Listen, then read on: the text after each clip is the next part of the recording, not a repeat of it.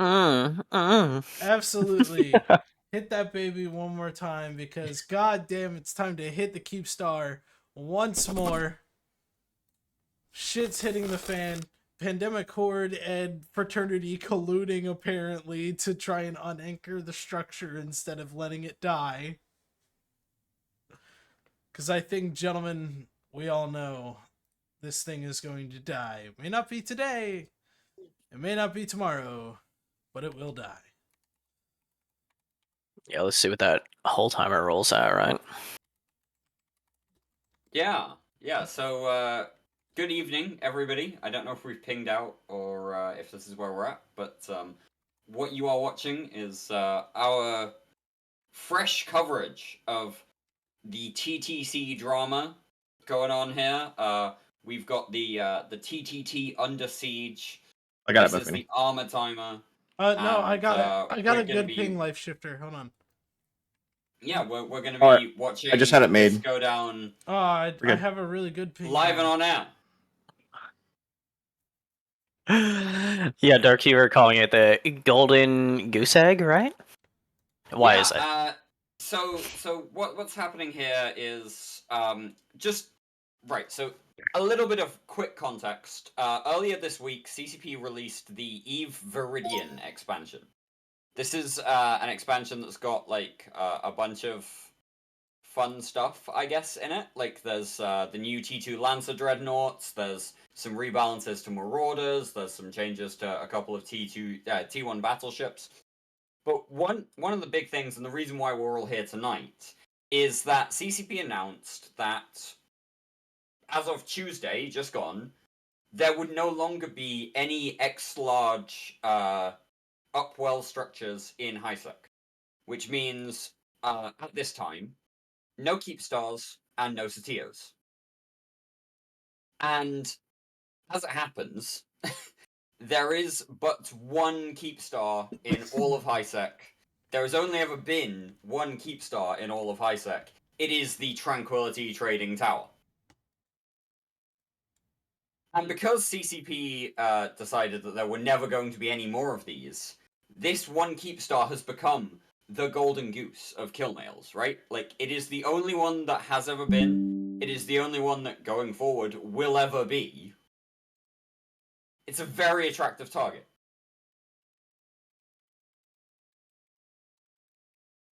Yeah, no doubt about it. I guess there was something that was, I guess right after Upwell Structures got released and you could put a Keepstar in high sec, there wasn't like really any primary reason for doing so. I can't remember the details or the context behind that, but I do know it was to get around like some built-in ISK sinks associated with NPC tower trading. Is that right? Like the way Jita 4.4 effectively functions as a trading hub, and that's what made this worthwhile to put in as competition. Yeah, Plus the so when it comes to markets and market taxes, the NPC structures are higher tax than player structures, the Upwell structures. So there's and the other thing as well is that when you have market taxes in player structures, some of it goes to the NPC corp. Basically, CCP uses it as an ISK sink, and some of the time, or some of the percentage of tax, sorry, I should say, goes to the owner of the player corporation that anchored the structure and runs the market.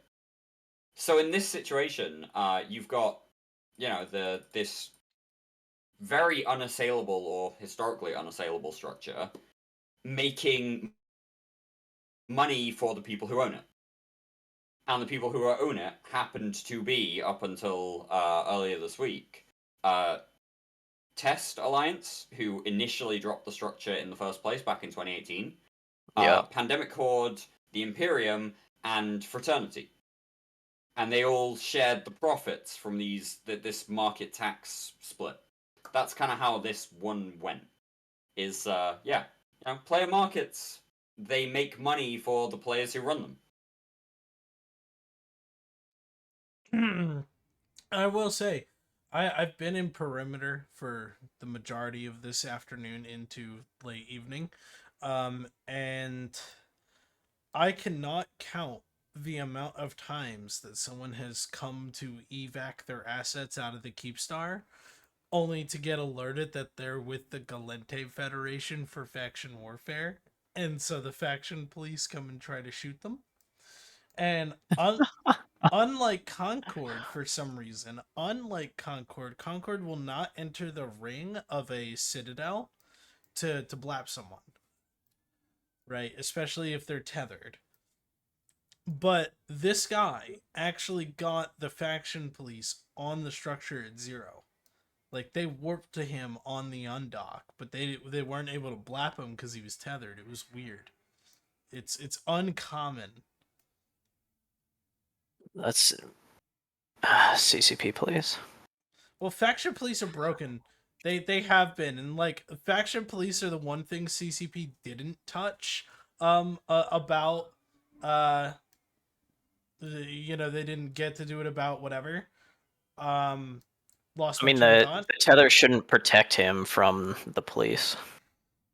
Just because he's on a player structure. That's the point that I'm making. The same flags to be tethered Or whatever. The same flags that to be tethered are also the same flags for things like weapon timers and stuff like that, right? So most of the time, unless it's your sex status is terrible, you know, it works. The only thing it really saves you from is people with -10 sex status.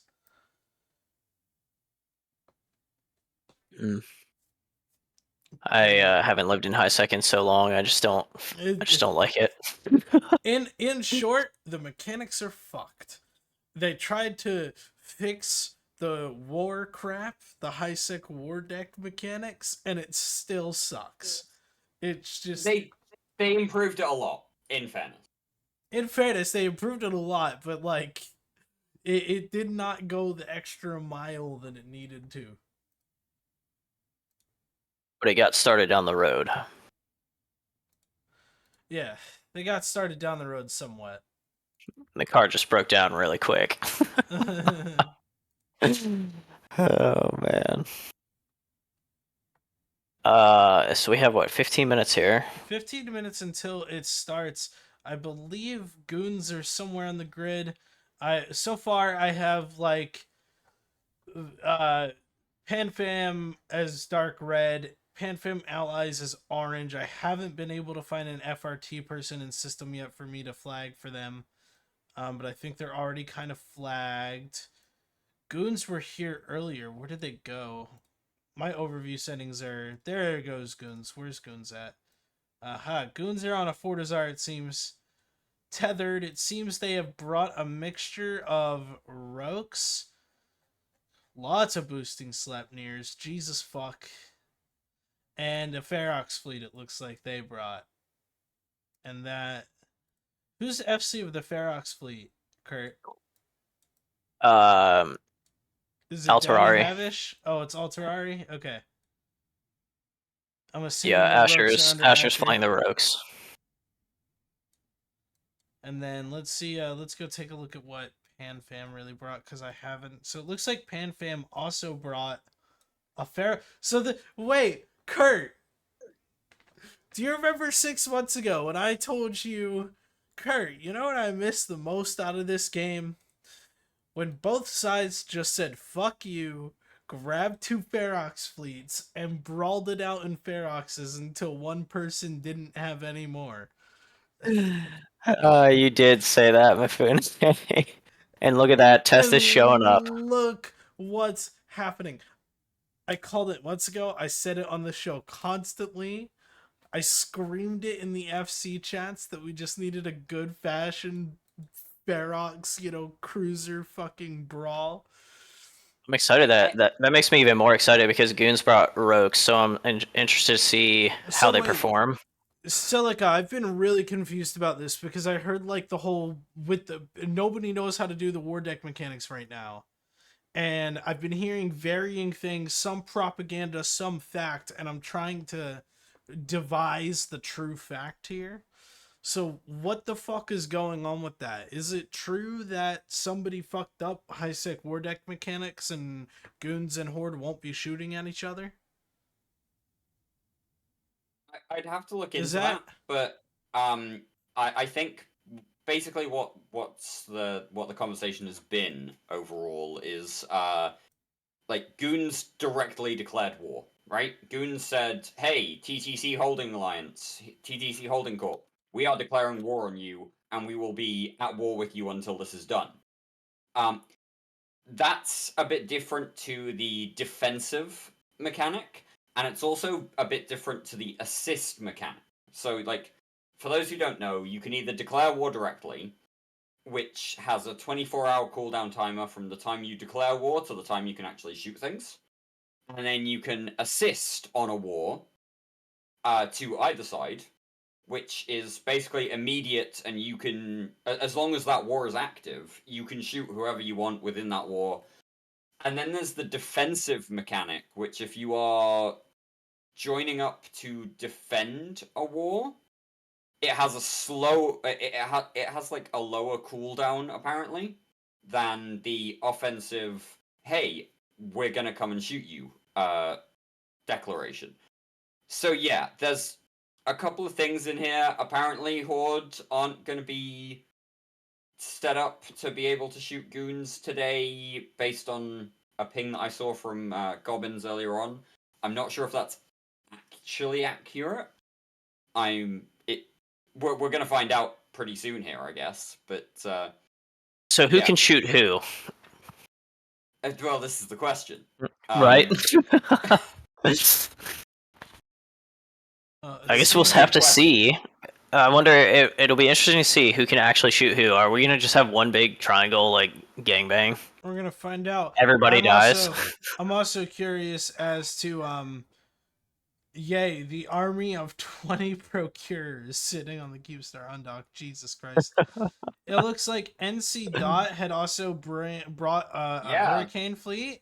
That'll be a pretty sizable one as well. yeah, no, for NC Dot, man. I mean, I'm not surprised that they're here, right? I'm not surprised that they're here at all, because obviously this is a major historical event to the game, which I'm sure we will get into with the tie-dye slugfest that we're all strapping ourselves in for here. Um but I'm not surprised that NC Dot came. I'm surprised with how much they came with. I was maybe expecting, your average 10-man NC Dot shitter gang, but this is like a fully pinged, organized fleet. It's one of the oldest organizations that are still active in Eve. Yeah. And Yeah. it looks like so They far predate goons even. FRT saying that they would come and help defend the structure is nowhere to be seen on grid with 10 minutes left, and they haven't even shown up in force. So I'm very curious to see if they show up for this fight at all, whether they are docked or not. But it does seem like it's shaping up to be a really interesting time. Yeah, Brad's definitely. I would be shocked if Brad didn't show up in something. That'd be really interesting, because we'd essentially have what, like a four-way engagement potentially, depending on how the war decks fall. It could be like 2-on-2, or even like a duel, like 1v1 on grid between two fleets that can only shoot at each other and not the other fleets. That would be kind of cool. Gonna be interesting. Couple of things in Twitch chat just to quickly address. Apparently there is a way to see who can shoot each other. That is in the in-game war window. Apparently you can see who can shoot who and when they can start shooting each other as well. Well, which unfortunately, is cool and good to know. I am no longer in Goons, so my war history is literally just us being allies to Brave. Apparently this is just like part of the war window. Oh, so I can go check on a PH guy. I think you right? might be able to go check it. There's a bit of a comment about NC Dot not predating goons. Okay. NC Dot doesn't, but the overall NC org. So is this how you're able to tell Yeah. where you can see like who can shoot at each other? Okay, so yeah, goons aren't on this list, but it is all of the allies of goons, like Brave, Blob, Shadow, Dracaris, TNT, Yeah, so Lawn. you just scrolled past Goonswarm there in that Did list I? of the a little bit above TNT. If I read that correctly. No, that's IGC. Transgress, IGC. Yeah, no, goons aren't here.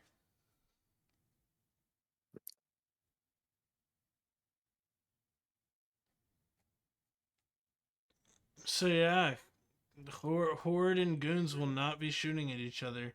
Now, if I go look at a goon real quick, we can see who the goons can be shooting at today, if anybody. Alright, so goons can shoot Test.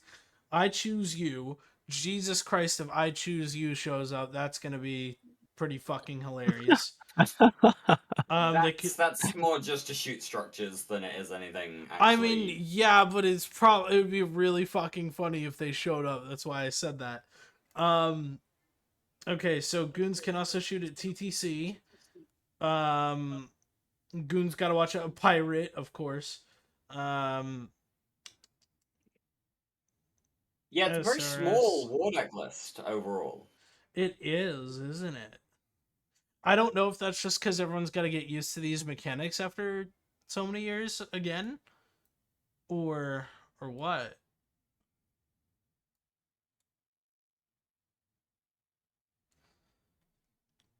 So I wonder if goons told goon allies to just like be careful. There's probably pending war decks. If I were to bet.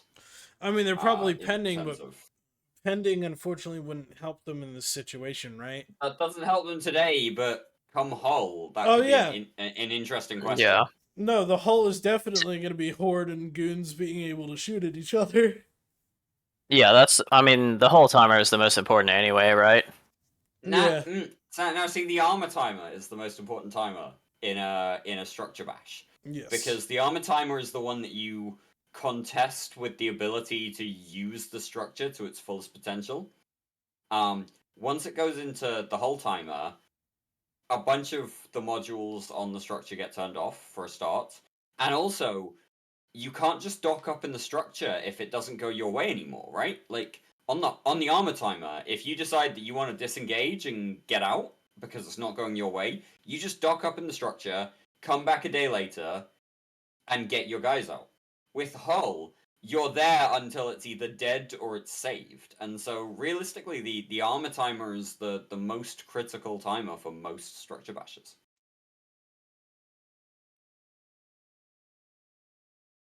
You got all your chips on the table with a whole timer though, and if you're Oh, relying on that exactly. Keepstar, hopefully you have another Keepstar you can base out of, obviously. But there's the perks of the armor timer and being able to choose the disengage. But by disengaging, you're better figure it out for the final round. So I like to think it's a like a best of 3 series in that regard.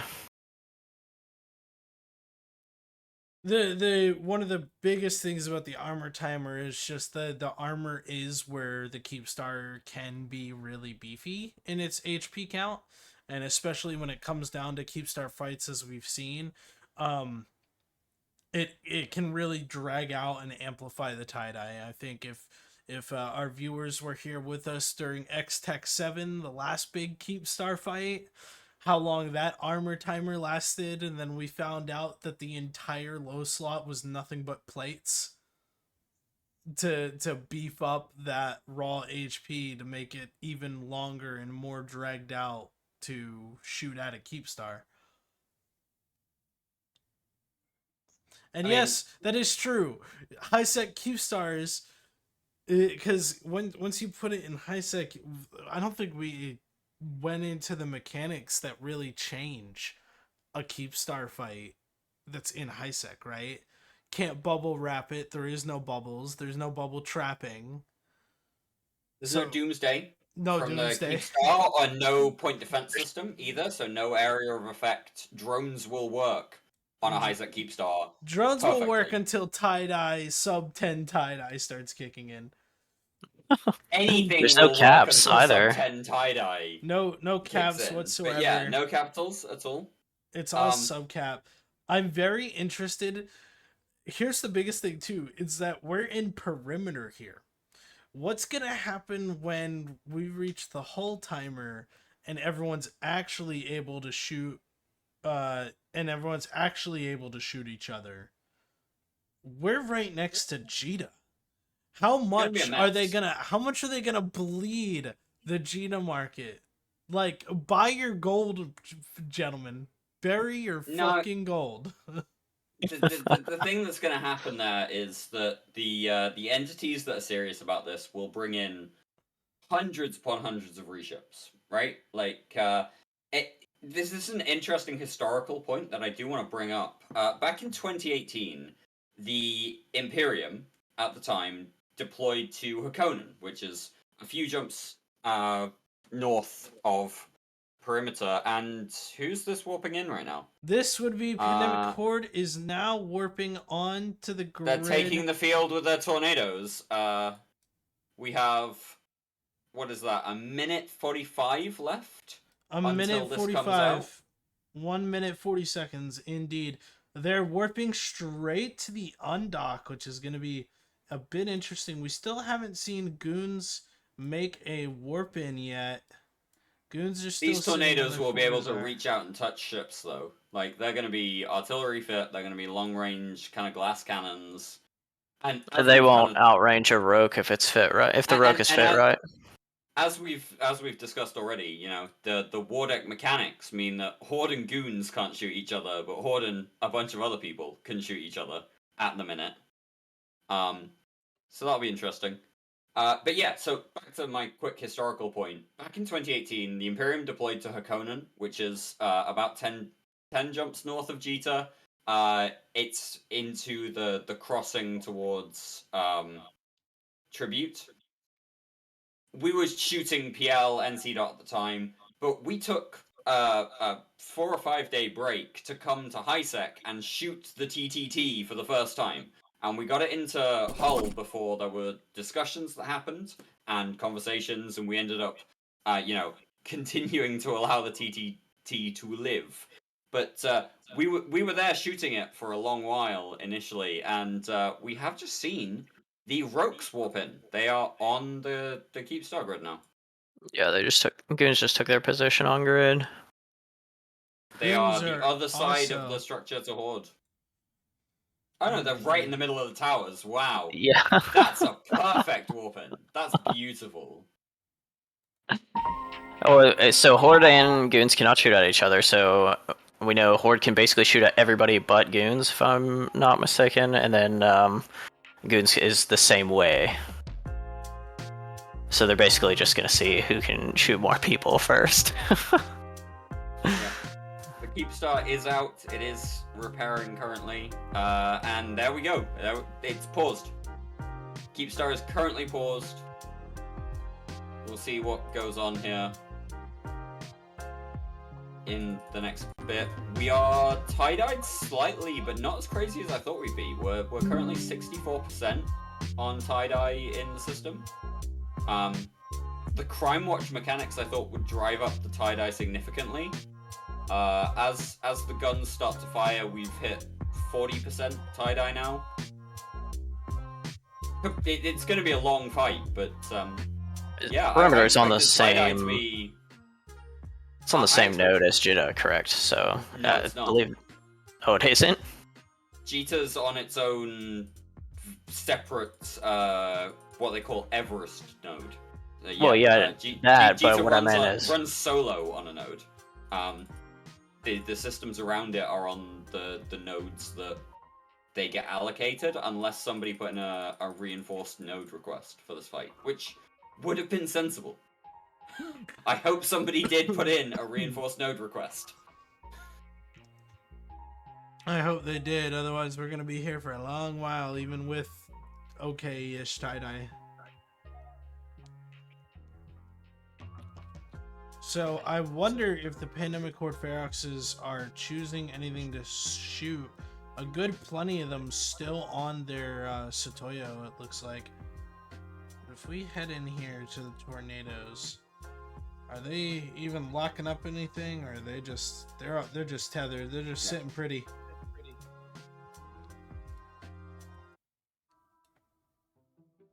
Where are NC's Hurricanes? Are they doing anything yet? Time to find out. Are they sitting there with the tornadoes? Probably. Yeah, they're right here. They're just sitting right next to the tornadoes.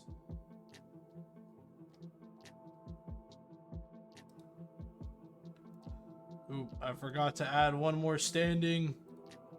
I forgot Legion. I mean, is that really a concern to have? No, not really, but I'd rather just have it. I saw real quick that we've got members of Sigma Grindset, who are a relatively new Imperium alliance. They're on grid as well, in your overview there. Obviously, we've got Init there going. I'm trying to figure out whether or not there's some TNT people here or get off my lawn individuals. It could be At risk of being alphaed off the grid. yeah, potentially. Based on these war decks, possibly. Mancheetah in Twitch chat, I expected Crime Watch to be an issue too with CCP turned it off. I don't think CCP have turned Crime Watch off in high sec, but they may have made changes to it in the last 5 years since we were last shooting this. Yes, it seems The tie-dye's relatively reasonable, 23% currently. not bad. It seems as though a singular phrase has landed itself to be spammed in local, with the majority of people spamming shame.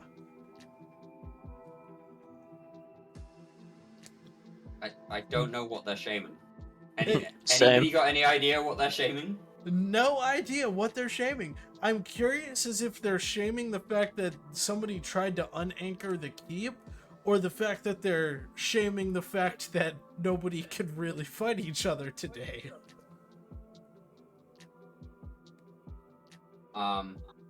We also have our first, at least as far as I can see, question in Twitch chat of how much armor HP is left. It's going relatively quickly. We are at 96% armor remaining, so 4% of the armor already gone, and they've only been shooting it for like 3 minutes or something.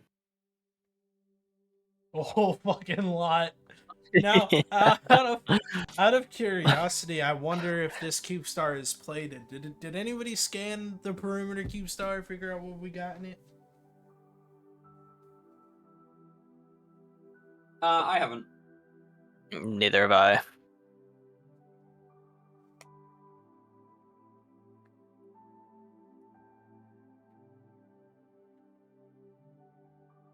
Tombstone claims that it has been plated. It has been plated. Brisk has showed up in Twitch chat as well. Is anybody actually fighting? No. I don't believe so. Currently, no. Nobody can shoot anybody else Nobody can. apart from the Keepstar.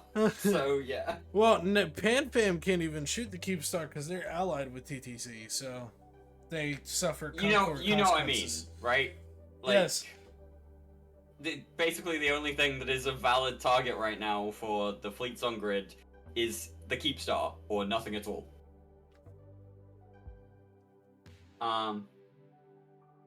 Brisk is not suspended from INN. No, Brisk's away. Brisk Brisk traveling. has so much real life crap going on in his life. It's a 5-plated Keepstar. Okay, so it's similar to X-Tech 7, but without cancer tie-dye. Yeah. Imagine all the high sec folks who have never been like in a tie-dye adjacent system where it overflows, and they're like, what the fuck is going on? I mean, this is just Burn Jeter all over again. We need used to to do bring- this every year. We need to bring Yeah. Burn Jita back, please. We just need a way.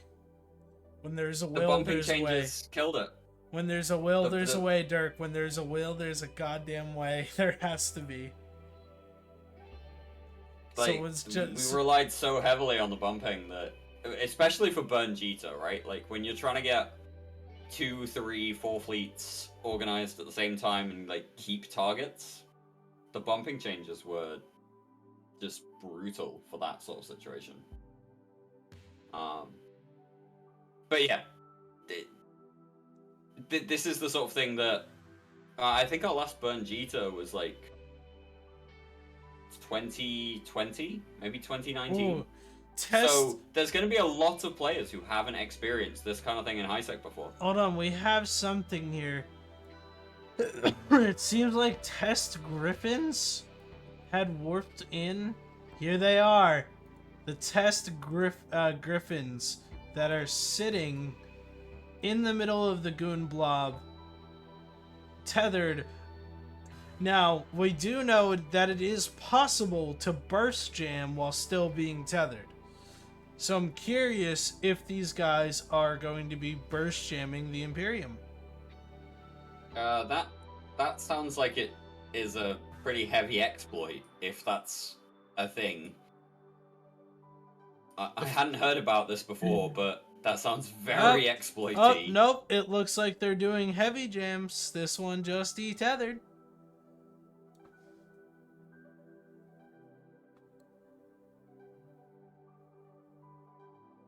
Interesting.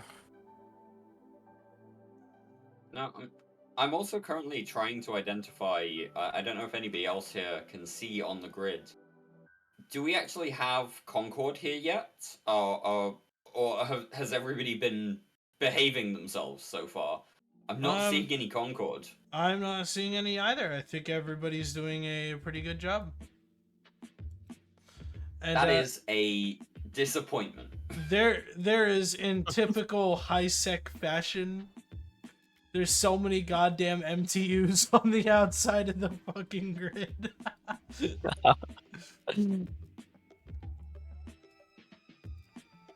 All it'll take for Concord, though, is just for one wrong call out, and then the entire fleet just is going to go bye-bye. Twitch chat is reporting, some Concord kills already, so yeah, apparently Concord is a thing.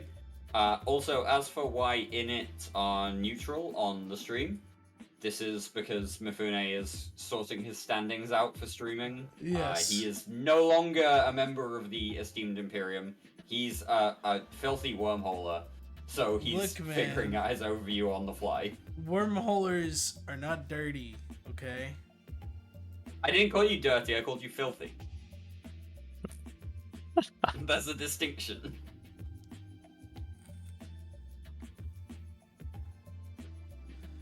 I am loving wormholes, mind you. It is so much fun.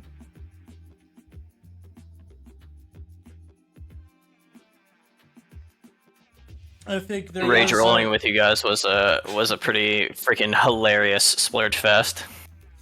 I think 100% would recommend. Just last week we were doing a rage rolling fleet, and Mark had a PGL2 fucking dictors moment. Cause we had the Zern out on the grid. We had Mark's Zernitra out on the grid. And we didn't have any dictors to bubble the guys at the hole at 0. Okay, Altarai is gonna hang for a few. Sorry, Altarai, I did not see that message. Let me drag it down here. I'm seeing a report of a rare immolator on the grid, which, if you don't know, the immolator is one of the faction corvettes, the faction noob ships, as we used to call them back in the day. So yeah, very rare ship. That's interesting. Altair, aren't you supposed to be FCing a fleet right now? Probably. Welcome, friend. Thank you. I'm glad to see that this is finally falling. Yeah, same. Mifune Sonra is ready for drag. Sonra ready for drag? Okay, cool. Yeah, sorry. Discord notifications get suppressed when you're streaming. Yeah, I noticed that. Did they change that recently? Yes, it's part of the new streamer mode. It's great at sometimes, and then other times it's fucking annoying. Because I'll get like an important message like the one you sent me, and then I'm like, oh shit.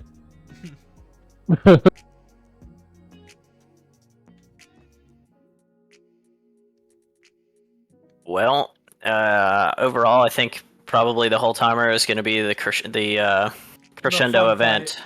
It's gonna be the fun fight. It's gonna be the whole timer once everyone gets their war deck standings all together. Yeah. High sec, Yeah, I'm please. excited for the whole timer. Yeah, it's gonna be awesome. I'm hyped for that as well. I just hope it's at a reasonable hour.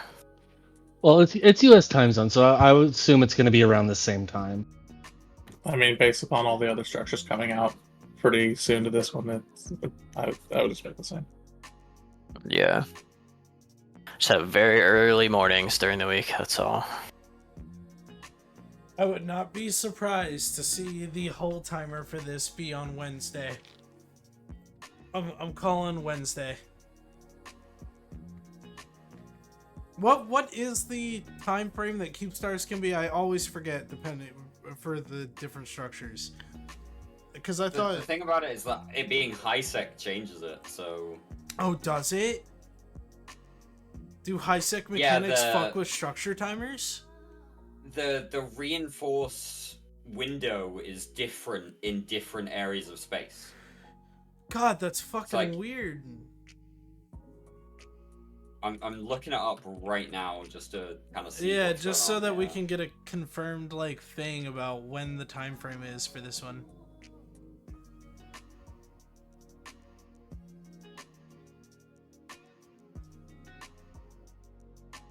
So for extra large structures, there's no difference. Really? Okay, so it's so, 5 to 7 days, right? Something like that. So no, it's the next 24 hours plus or minus 3 hours of jibbing. So it'll be tomorrow. That's the armor reinforcement shit. I don't know, one second here. Yeah, for haul. So it looks like high sec for extra large, 4.5 days plus or minus 3 hours. Okay. Roughly wow, so not even 5 days. So on that basis, it could be as early as it could be Wednesday, it could be Thursday. Yo, hold up. We're getting a breaking report from the chat. Ferox's and Jita have apparently hit 80 mil. Holy shit, dogs, baby, look at that. If you're a Ferox builder, oh man, it's your goddamn lucky day. Somebody buy out Jitta of Ferox's? They are all bought out. Like, they're gone.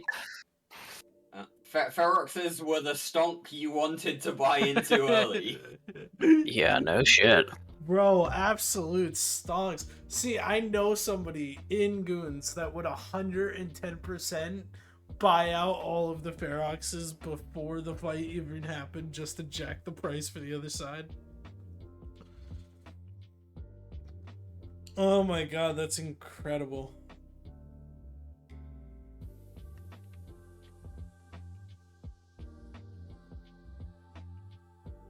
Yeah, so this is actually just to give people an update on what's going on here. We are watching the armor timer of the TTC Keepstar in Perimeter. This is the one and only Keepstar that has ever existed, and now with the patch on Tuesday will ever exist in HiSec.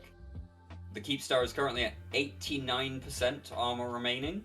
It came out of reinforcement all of about like 12 minutes ago or something. Maybe a little bit more, maybe like 14, 15 minutes ago. It's definitely less than 20. Quickly. The tie-dye in the system is currently at 14%, but everything seems to be running relatively smoothly, and you know, it seems as the game's going well for a high-sec structure bash. All of the all of the hurricanes, feroxes, and tornadoes have officially moved themselves. They've re-perched at the bottom of the Keepstar and are now re-perching behind the Keepstar. I wonder what the play is here. I'm curious. Who can they shoot? Like, Ooh, are hull they control. just gonna sit there and Hull control is here. I wonder, are they gonna start shooting at each other? Well, they Is hull don't control? have too many options to shoot because they didn't declare war on goons in time. Right. They won't be able to shoot goons, but you gotta think there's other groups here that are joining on this fight, a lot smaller groups. So I wonder if they are going to blob. They are indeed. These guys are blobbing hull control.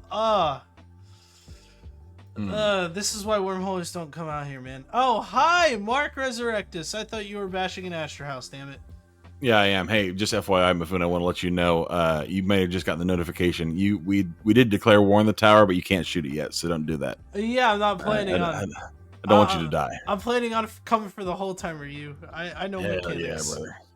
Yeah, we declared war against the tower and test about 10 minutes ago. So Mark, fuck give 'em. your regards to Hull Control. They just swept an entire Raven fleet to Pandemic Horde's blob. Bless their hearts. I love them dearly. This was inevitable. We're all gonna die. Goodbye, everybody. But have fun. Thank God for Mark. The man's got important things to do. But goddamn, they're just it pains me to see fellow wormhole souls get blobbed into oblivion.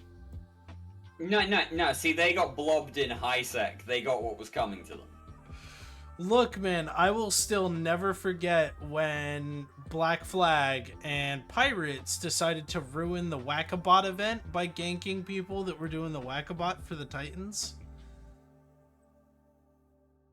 Mifune, we've got a question in Twitch chat, by the way. Yes. Who are the reds, the oranges, the blues? So, like, what's the red color scheme here? the reds are Panda Fam, the oranges are Panda Fam affiliated, and the blue is all Imperium. So when you say the reds are Panda Fam, we're talking about Pandemic Horde, And we're talking Fraternity. about FRT, we're talking about NC Dot. Yes, NC Dot is orange because they're just affiliated. Oh, okay, fair enough. And then yeah, the blues are all of the Imperium or just most of the Imperium? Most of the Imperium. I think the only one I haven't gotten yet is Shadow and Sigma are the two ones that I haven't been able to find on grid yet. Awesome. Sickler Rogue in Twitch chat says that they reckon they could probably go for a record for the most characters on Killmail when this thing dies. So if the Killmail manages to generate. What do you think about that, guys? If the Killmail generates, first of all, obviously, but let's say the Killmail does generate, right? In their current forms, when Killmails generate, they generate based on the last 15 minutes of damage. Right? So the last 15 minutes of damage is what counts in order for you to make it on a Killmail. And then if you die, as long as you're still in the system when the thing dies, then you will also be on the Killmail. Right? So the question is that during that last brief moment, can we get that many pilots on the Killmail?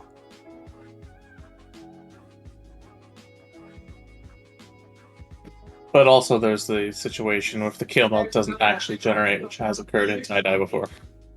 And will most likely occur with a historical event like this. Now, I do believe, I heartfeltly believe that everybody should have let the structure go abandoned to pop all the loot.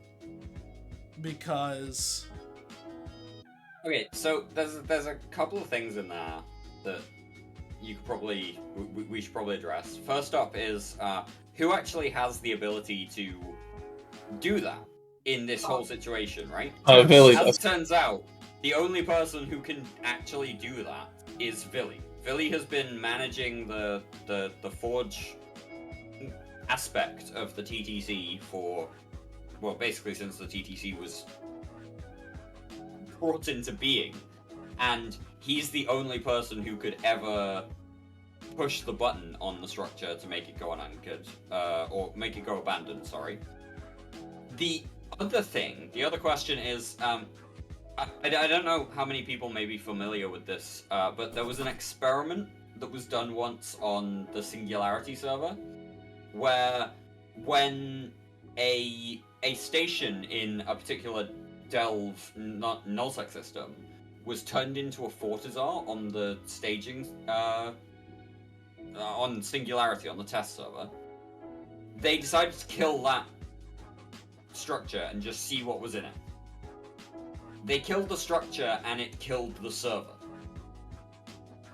And so, events like this, such a very popular, open to everybody Freeport structure could have a huge server impact overall if it were to go abandoned and then be killed and all of that loot populates.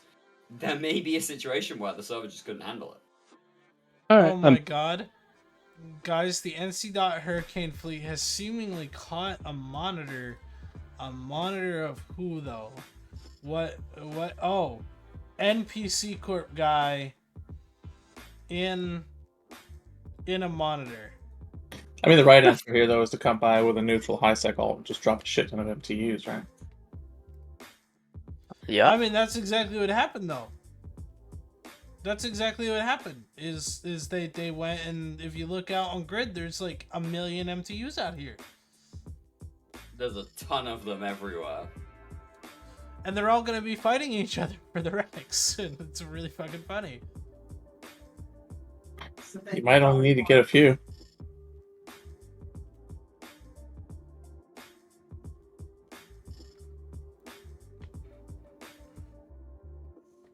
Ooh, so what is the Keepstar percentage at, Dirk?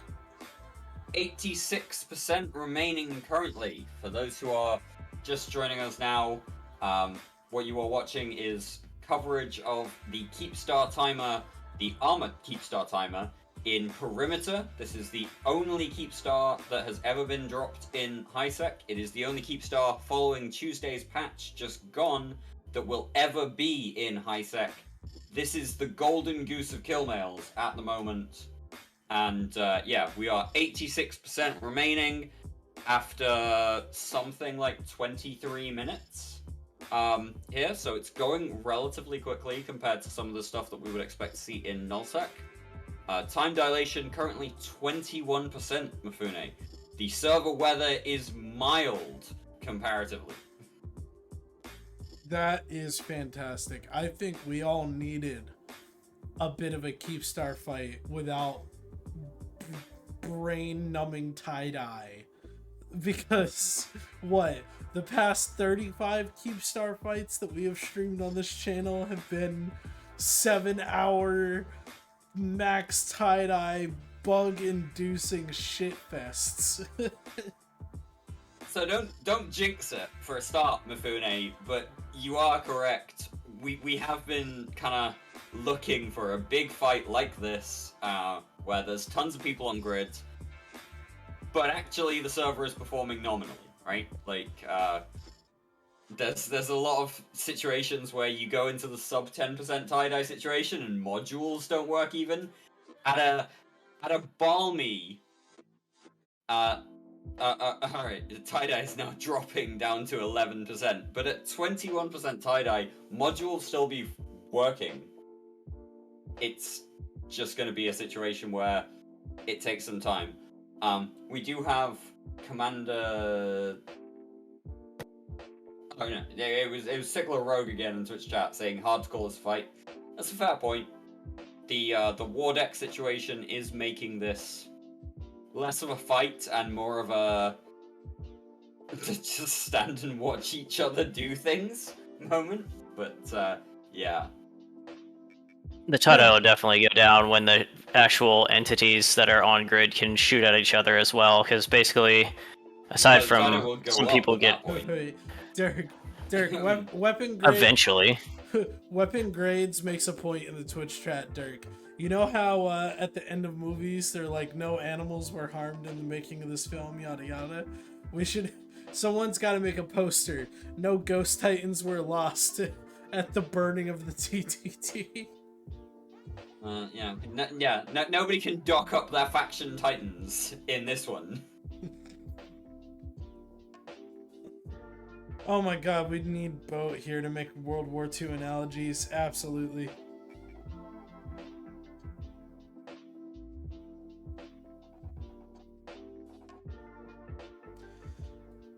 It seems as if Horde and all of their people are repositioning once again on the grid, probably looking for other things to murder. This is pretty much all they can do this time around is float around and find things that they can actually shoot without getting concorded. And use that to increase Tade because, well, their big brain move didn't work. Yeah, Their smooth brain move didn't work. there's a point here, really, which is that Gobbins earlier today made a ping to the Pandemic Horde Alliance, and it was posted to Reddit.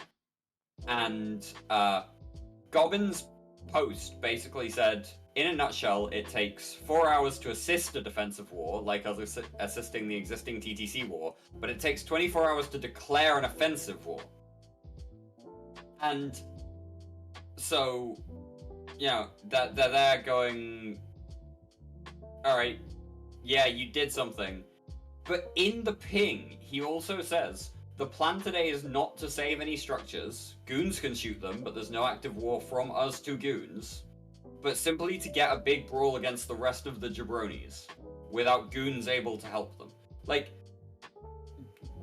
basically, all Horde are here to do is shoot people that they can shoot, and not worry about the structure.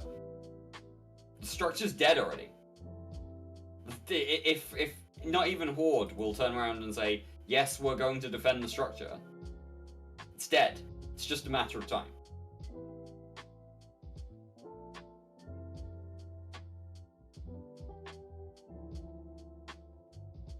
Sorry, I ranted a little bit there. I mean, you were at the podium, sir.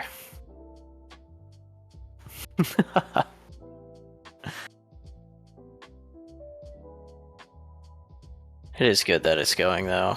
I'm glad to see it. The whole premise behind it being erected in the first place was kind of left a bad taste in everybody's mouth. I can't honestly say that I ever bought anything out of it, honestly. Just on principle. I never had such a principle. Like, I bought Plex out of here a few times. It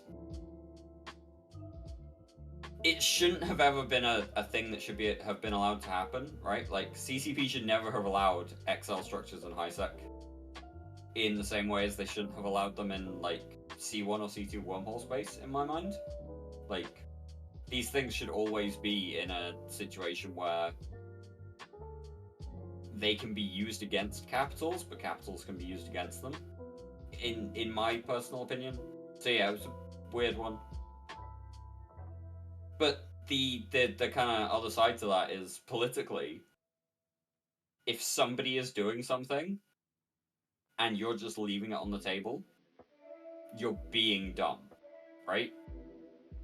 This was money for all of the major nullsec players, and up until the point that you could guarantee that there wouldn't just be another one the next week, you either were at the table or you were funding your enemies by the fact that you weren't at the table. It was a zero-sum game for a lot of years, and CCP did make a mess of that one.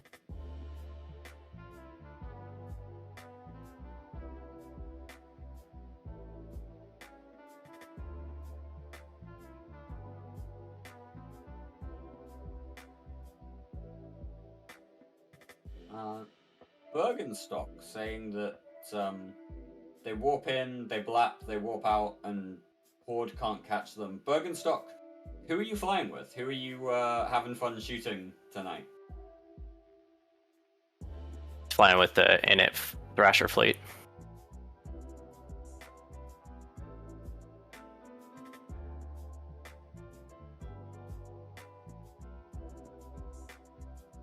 I wonder if they're getting any notable kills yet.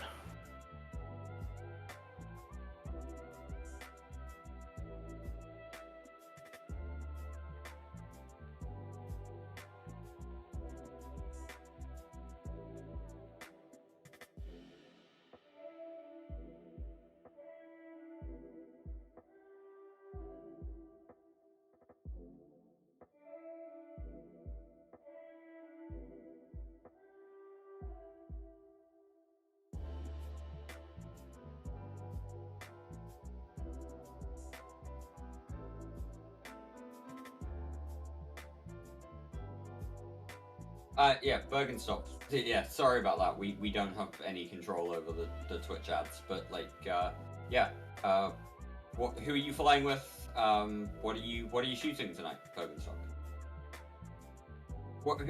Who are you flying with that Horde can't catch you, basically?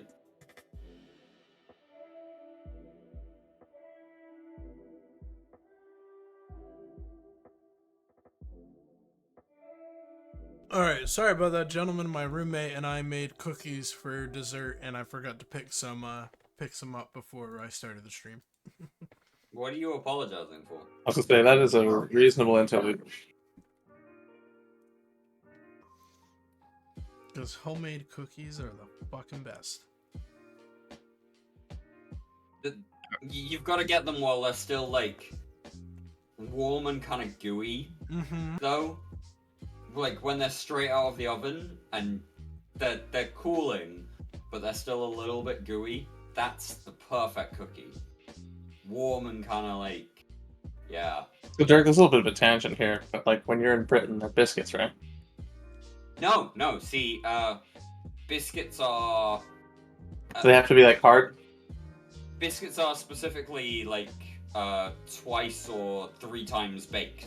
So like they're biscotti. crunchy, rather than like a cookie, which is only once baked. So you differentiate between cookies and biscuits. Yes. Whereas over here, they're just all cookies. So, yeah. Dirk, I gotta ask. In Britain, you guys were taught to do milk in the cookies, right? Like a glass of milk and cookies for Santa Claus. That's what you guys did as a kid, right? Or was it different? That depends on the household you grew up in. Santa gets a glass of sherry around here.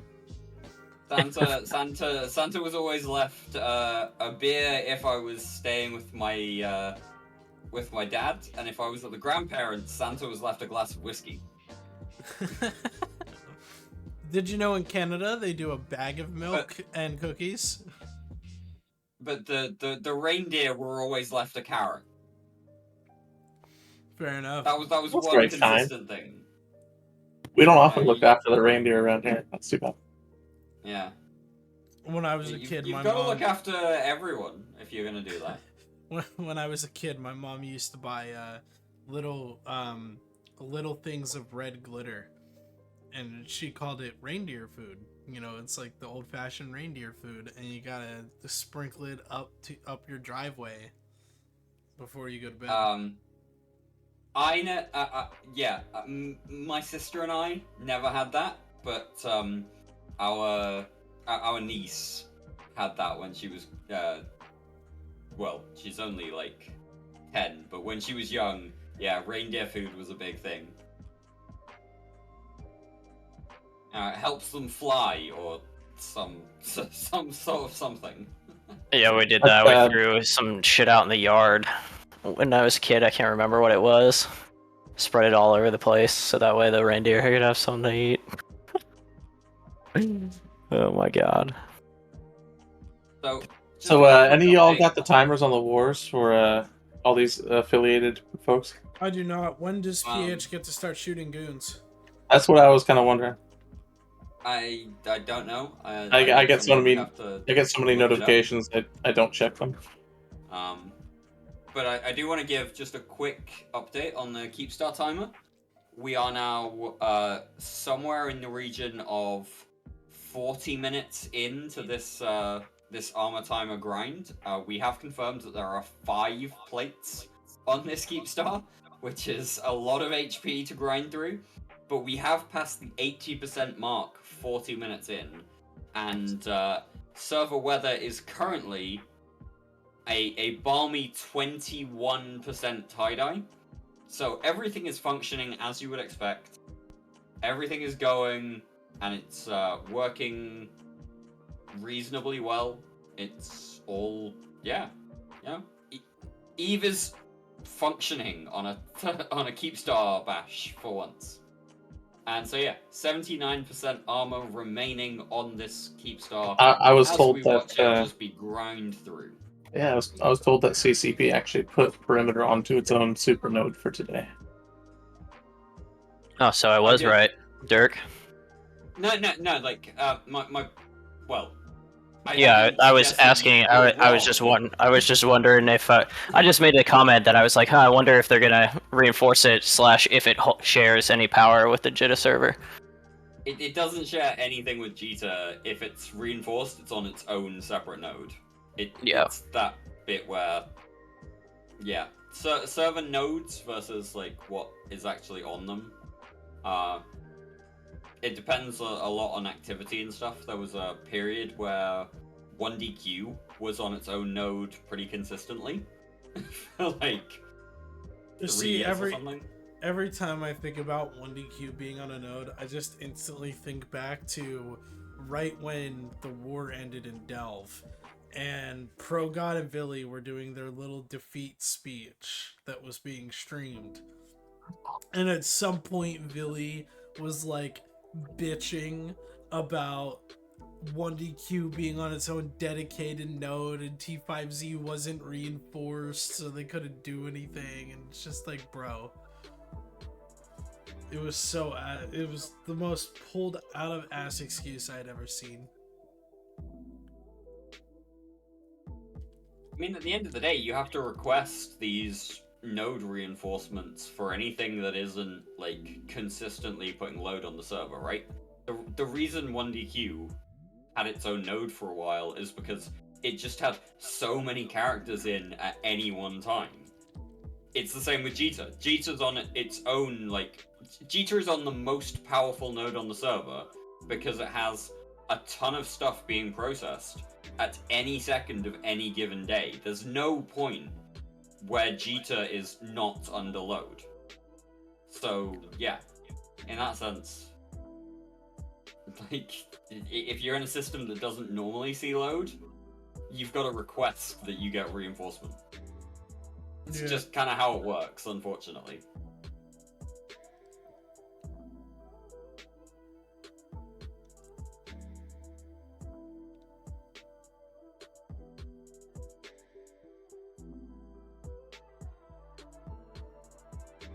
Oh wow, tie-dye has dropped and things are progressing quickly now, actually.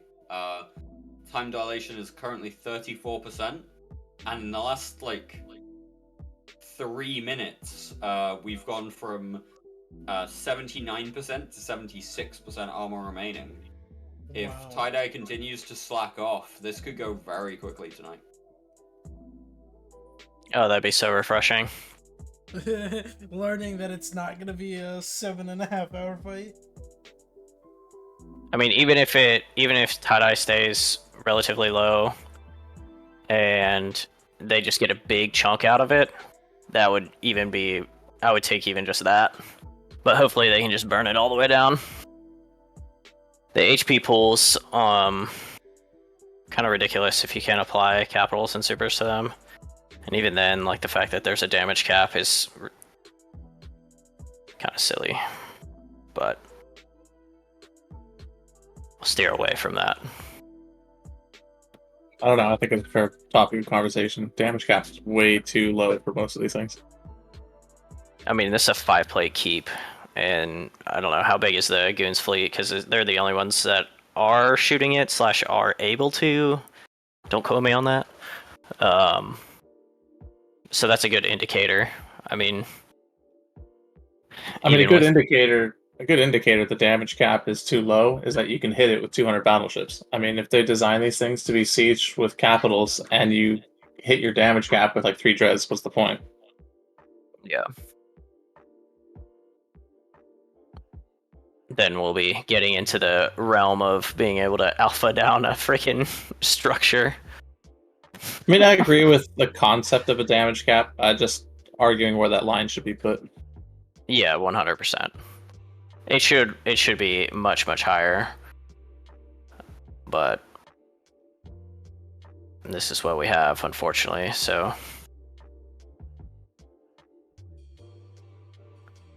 it's not like the days of being able to shoot a DD through a Sino onto a grid. Right, or POS warfare, or any of those other things. Yeah. At least it's not a Dickstar POS, thank God. Having to in-cap every single gun before you can shoot I'll tell shoot you the what. damn tower. Yeah, they were something. Every once in a while in wormhole space, when we get bored and we're just rolling through the wormholes, we'll find like a pos with something really juicy in it, like a dread or something. And what we'll do is we'll just say fuel check time. You know, rolling wormholes in quick succession in order to try and get a fight is pretty much the equivalency as a no block fleet going through like 60 jumps, right? Like that kind of feeling of just free burning from one end of the galaxy to the other. And so basically when we get really bored of that, we'll go bash a pos or something, and we'll bring a Zernitra in. And with a Zernitra, along with a bunch of Lashaks shooting at a pos, it hits that fuel check level real fucking quickly. So for us, it's a really nice way that poses are still involved within the game is with wormholes, and on the occasion you get pretty damn lucky and find a fucking pos that a guy forgot to fuel that day, and next thing you know, you're fucking stealing his Phoenix. If in doubt, Zern. Always Zern. You blob, Zern. you bring a widow, Zern. Straight away. No directors included. That meme is just the fucking best, man. It's so good.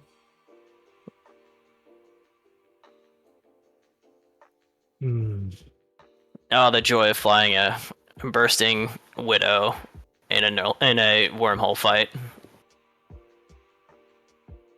Must be nice, Mifune. They're fucking dangerous, man. They're disgusting.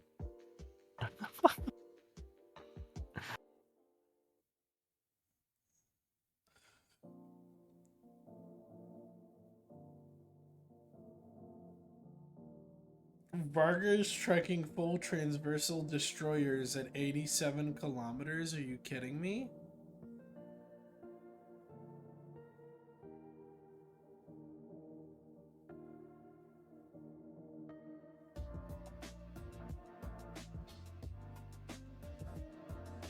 There's that sweet spot in artillery guns between the middle of the fall off and the middle of the optimal, right? Right. So depending on how big the destroyers are with their MWDs, they might actually be able to get them. They are tornadoes. Or sorry, Vargas, my bad. Can't read. That bull's hitting a little hard right now.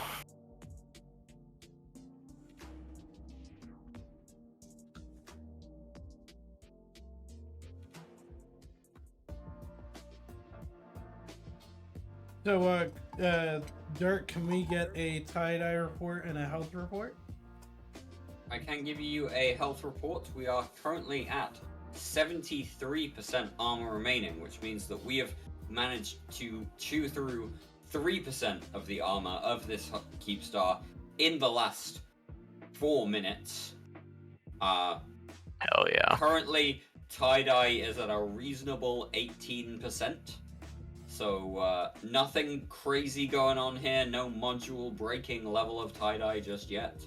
This is all exactly as the server expects, and it's just going to be that slow grind here, Mifune. That is your weather report for this wonderful Keepstar, well, I was going to say fight, but this wonderful Keepstar bash as we move through the armor timer of this high-sec Keepstar in perimeter. Absolutely.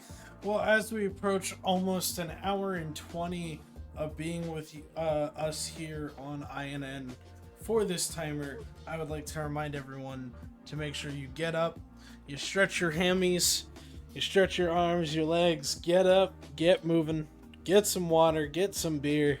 It doesn't matter. I'm all out of beer today, unfortunately, so I'm on water.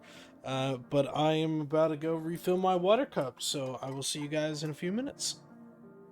I'm also out of beer, but I am enjoying a nice gin and tonic. Proper planning prevents piss poor performance, Mifune. You should have anticipated that you would need beer.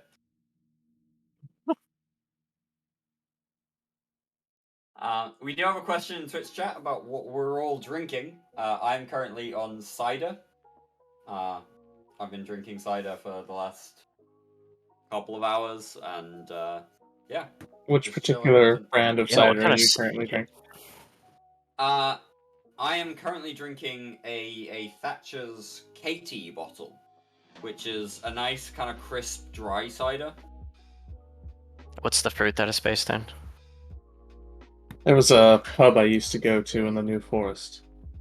I used to be able to get Old Rosie in a pint, and the glasses were all etched. It was fantastic. See, that's also nice stuff for sure. Before I switch to this, the KT is kind of like the best cider I can get at my local kind of corner shop kind of thing. If I go up to the big supermarket, I can get like Aspals and stuff, and I do like an Aspals. Yeah, the Aspal's quite good. They did an organic. What was the name of it?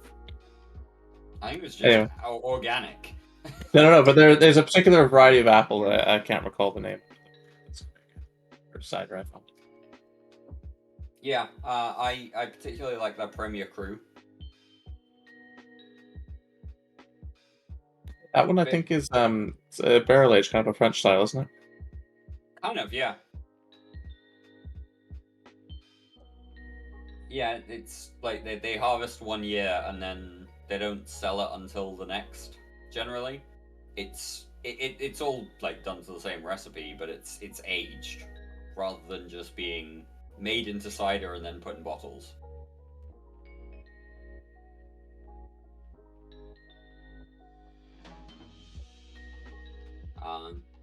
I'm seeing in Twitch chat that Klexos is drinking mead, which is a very nice drink to have going on.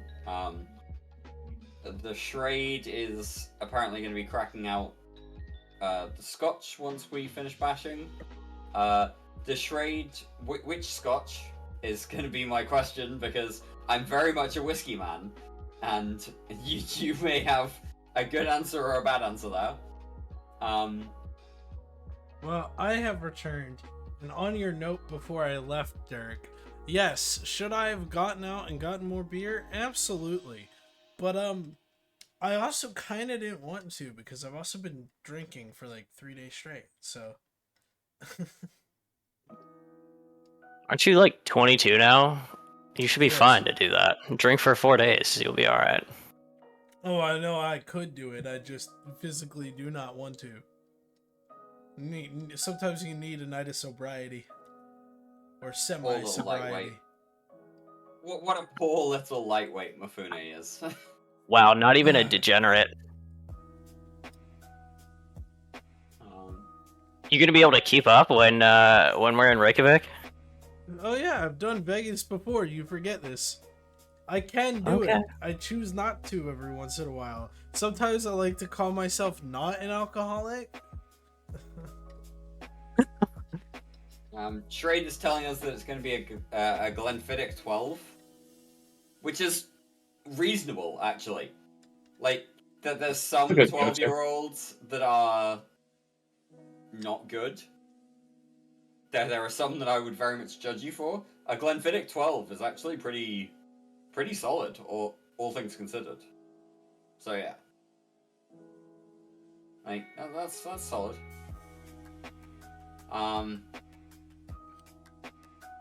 Gonna continue just talking about Twitch chat stuff, because we are watching paint dry as this Keepstar is driven through armor into hull. So Tombstone is saying that apparently a post on Reddit suggests that FRT can shoot goons in about an hour, and I'm not sure if that's Horde PL can shoot goons in roughly 2, or FRT can shoot Horde PL in roughly 2 hours. Do we think this is done by then, or are they going to catch everyone at the end? Personally, I don't know. I think we might still be here in an hour for sure. Keepstar is currently at 68% remaining, and we've been here about like 50 minutes shooting the Keepstar at this point. So I don't know. Yeah, if FRT can shoot goons in an hour, that might change things up. That might mix things up. It might really give an opportunity for a skirmish here in the end. It's going to be definitely very interesting because it's a race against the clock, and whether or not Tie-Dye can hang on long enough for server weather to allow it to be done within the hour. I think the real question that everybody wants, though, is when can PH shoot goons, and whether or not that goes along the lines with Fraternity.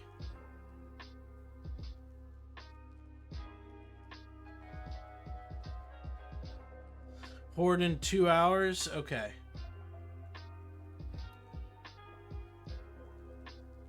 So, goons won't be able to shoot Horde at all during this fight, but we'll see if FRT comes up with something. Klexos, I've read your message. I refuse to acknowledge it.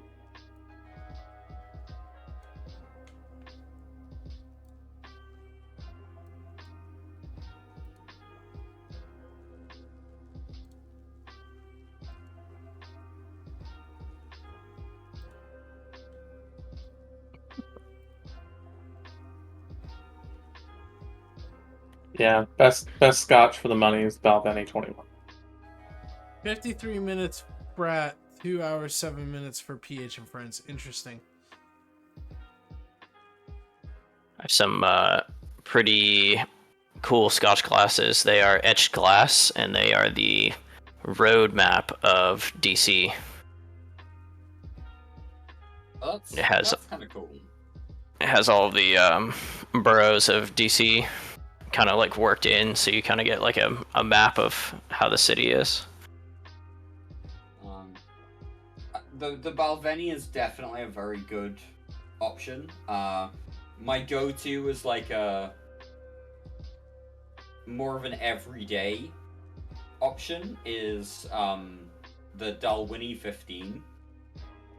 Dalwhinnie's nice as well. That's like, if I'm gonna buy a bottle just to kind of like drink casually, that would probably be my thing. And it's surprisingly, reasonably priced as well. It's like, what, 40 quid a bottle or something? It's apparently someone is spamming a, let me see if I can click it here, a Rorqual Killmail.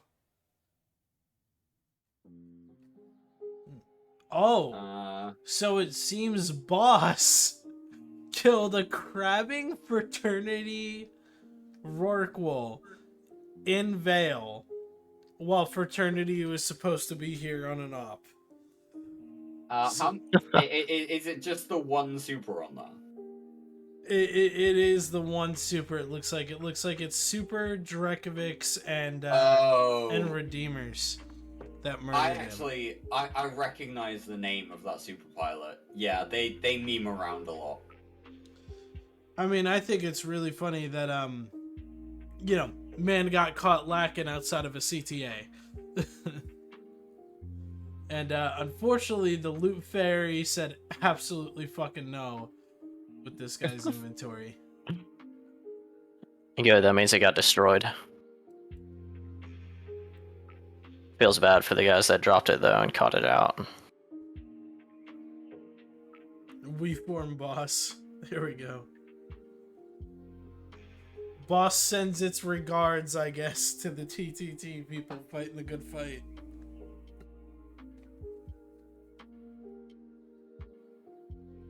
Yeah, for sure.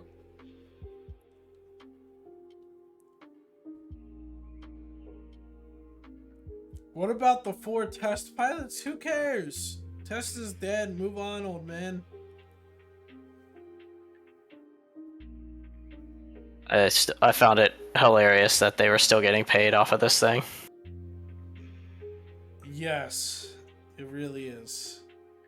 I mean, it's Tells you everything you need to know right there. it's actually not as such a terrible thing as you make it sound. You kind of have to remember that without Test, this wouldn't have existed, right? Test dropped this Keepstar way back in 2018 when they were leading Legacy Coalition, right? So, in the general sense of what the fuck, Test put the assets up. Test paid for the Keepstar. They paid for other structures in the system. They paid for other structures around the Forge. So, like, them still getting a cut is, like, reasonable. It's an understandable part of the situation. I mean, they still I don't control know. it, so It like doesn't they're still really getting. seem that reasonable to me. I tend to agree with Sonra as well. Y'all let yourselves get deleted. That's Like not on anybody let's but say, you, bro. You've gotten your returns off your initial investment. You need to actually bring something to the table if you want to continue to participate. Yeah, right. Got the returns and more. Well, I mean, this is what happened. I think it was last year in the whole timeline of TTC. There was a point where FRT were brought into the TTC post World War B or Vietnam, depending on which side you're on.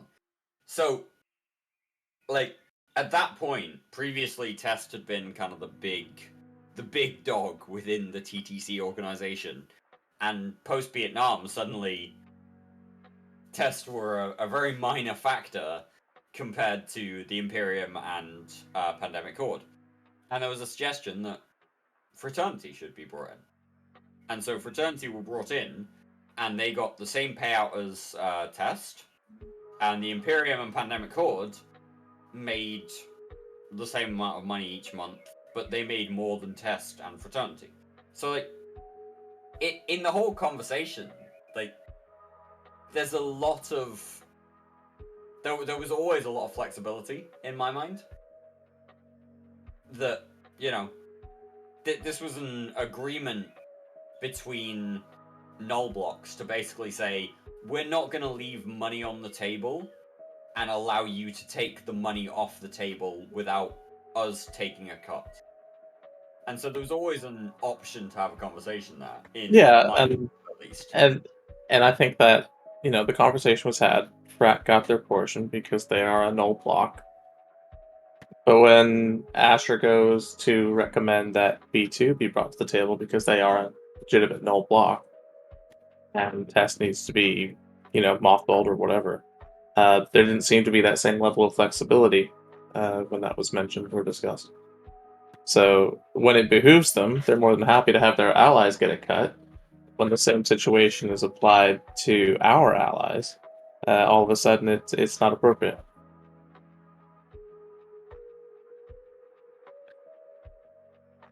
And so now the structure dies. Yeah. And my god, it's been a long time coming, and we've all wanted to see the back of it for a very long time. Right? Like, this is the thing. As much as there's a null-sex zero-sum game of all of your enemies are working together to make money off a thing, and you're just gonna, like, walk away, that's cutting your nose off to spite your face. However, if they can't just turn around in a week and drop another Keepstar, that changes the dynamic. That's why we're here.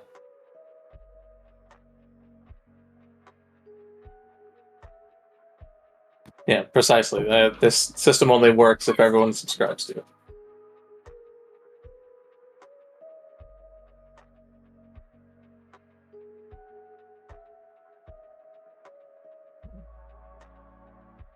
It's going fast. It is. Tie-dye is letting up again. I believe it is back down to the 50-60% area. So we are going to see the Keepstars start to die a little faster here. So, Keepstar weather report. We are at 59% armor remaining. We've passed the 40%, damage mark. this is going relatively well. Our last weather report was about 12 minutes ago, which means that we've done something in the region of 8% in the last 12 minutes. It's going relatively quickly. Currently, tie-dye is at 41%, which is mild for this kind of event. Things are going well here in Perimeter. You are watching the slow death of the first and only Keepstar to ever exist in HiSec. And yeah, it was dropped back in 2018. It was the first Keepstar to be dropped in HiSec. It is the only Keepstar that has ever existed in HiSec. And following Tuesday's patch, it is the only Keepstar that will ever have existed in HiSec, because CCP have made a change in the recent patch to state that no extra X-large structures can be anchored in HiSec anymore. This is INN's relatively breaking coverage of a slow Keepstar death.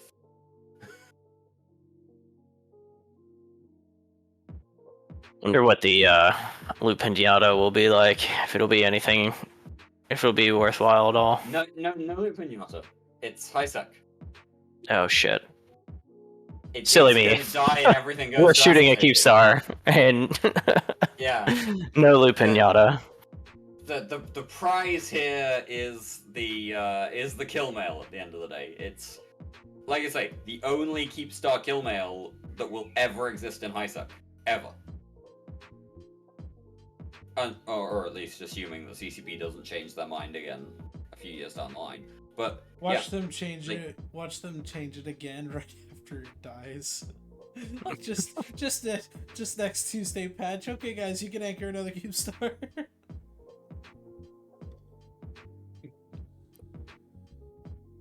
Alright, so I have been reminded by Seema, who is a lovely person and has recently joined Fleet, that I should, point out that I have a whole chili page on the Briskrubal Home for Hot Unwed Mothers website. So yeah, apparently that's a thing. Thank you, Seema, for reminding me about that. Oh, just like in Turbo Feed, we have Mark Resurrectus's home for Goon Reformatorium and Inid housing.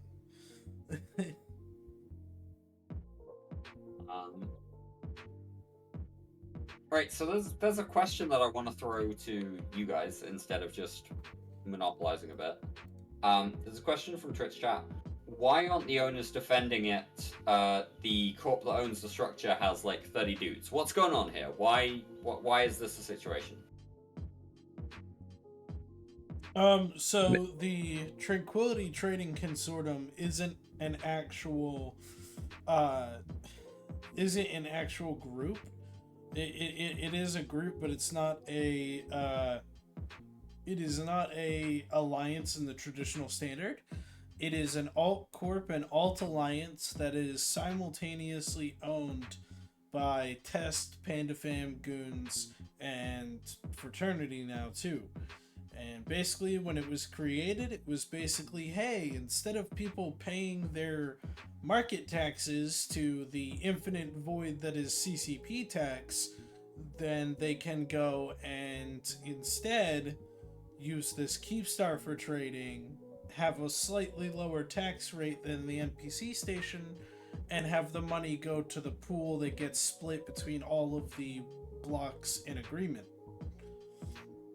And then basically, as we just described a little bit ago with Dark, his little explanation was great, that for a while now, this thing has been here for 10 years, it's not really useful anymore, and the number one thing is that people could not kill this Keepstar, because within the original agreement, Pandemic Horde, Goons, Test, and Fraternity are all supposed to blue each other to defend this Keepstar when it gets attacked by a third-party entity.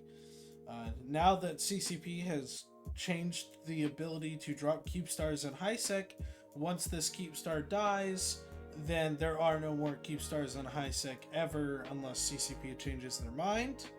And so Goonswarm, decidingly that the TTT in its old age is now bad for its own good, they removed themselves from the agreement and stated that they were going to shoot it. Then, Alright, so a couple of things here. First up, this isn't 10 years old. This Keepstar was dropped in 2018. was it 2018? It feels like so much longer than that. Yeah, it does. 2018, and it was 2019 that the TTC as a group was established. So just like a couple comments on the historical timeline there. It feels like it's been forever, but it's actually only been like 5.5 years or something. And the other thing as well is that any group could have withdrawn from the agreement, and the clause there is like payout periods. So like you can't attack it if you're waiting on a payout, or the payout will then be basically forfeit. But yeah, it's one of those things where, as a structure, it would just be replaced historically, right? Like, until the patch that happened on Tuesday, you kill the Keepstar and another one takes its place. Now, no other Keepstar can take its place. This can finally be done with for the moment.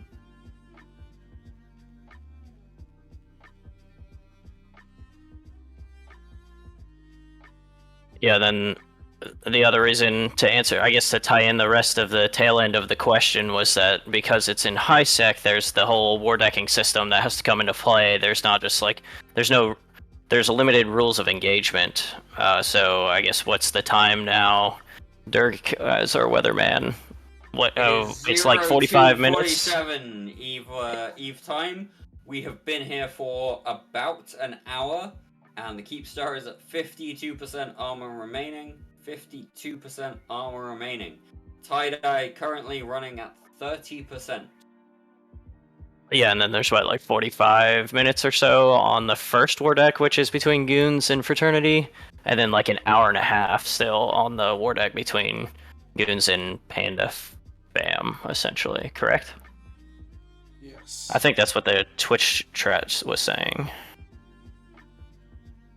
Based on our wonderful Twitch chat reporters, yeah, that's about accurate. And so, actually, if tie-dye continues to be reasonable, if tie-dye lessens up a bit, and tie-dye ends up at like 45-50% instead of the current 26%,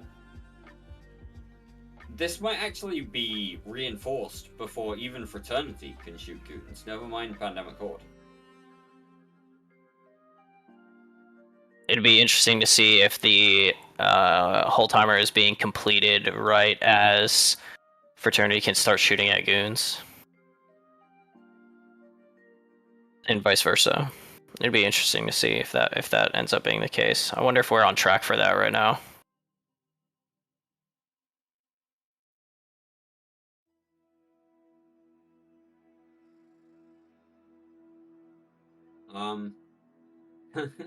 It's kind of tough to tell, you know. If your forecast, how's your forecast doing?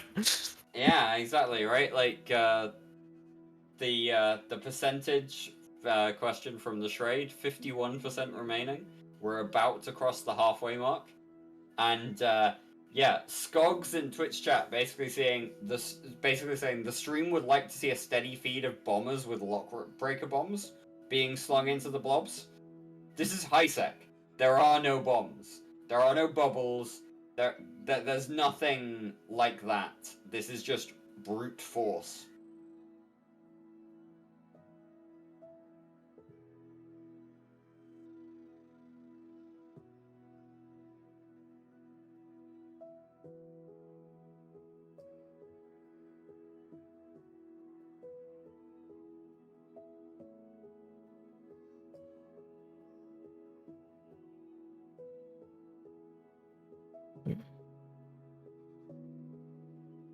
Ooh, 0430. That is awfully late. But it is That's Saturday night in another- US time zone, so That's another hour and 40 minutes. that might be for That- PH. that's a long time.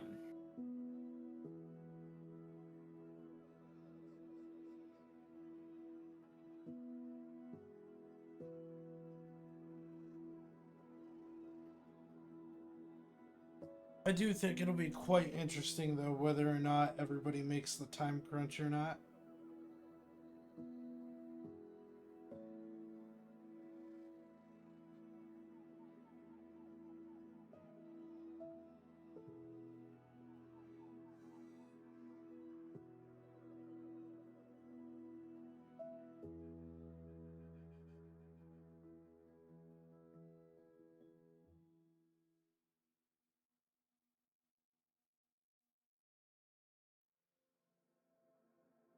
Okay, and we have officially crossed the halfway mark. We've just There we ticked go. over into 49% armor remaining. It is currently 0251 Eve time, which makes it about an hour and 15 minutes after the structure initially came out of its reinforcement and was available to be shot. At this rate, if the rate continues, this Keepstar will be into its hull timer by about 0415 Eve time. This does, of course, assume that everything stays the same. Time dilation is currently at 26%. If tie-dye gets to like 40%, it's going to go faster. Yeah, it's going relatively quickly. I did not expect us to be here for an hour and 20 minutes or an hour and 15 minutes and be halfway there already. I thought this would be very much more strongly contested. What are you guys thinking? I think definitely, and I think what makes it a little bit screwy is the fact that PH fucked up their war deck stuff to not be able to shoot goons. I think that's what makes this so much less of a fight than anticipated, and then thereby also impacting tie-dye.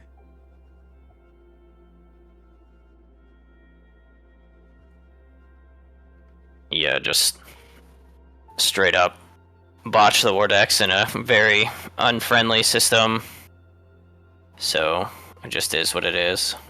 I'm sure the whole timer is gonna be definitely gonna be something to see. This is just a traditional kind of grind down. Not really much going on. A lot of posturing. And that's about it. But thankfully, it could be agonizing. This grind. I mean, if we were like in 10% tie-dye, I mean, for God's sake, they'd still be like 80+% to go, I'm sure.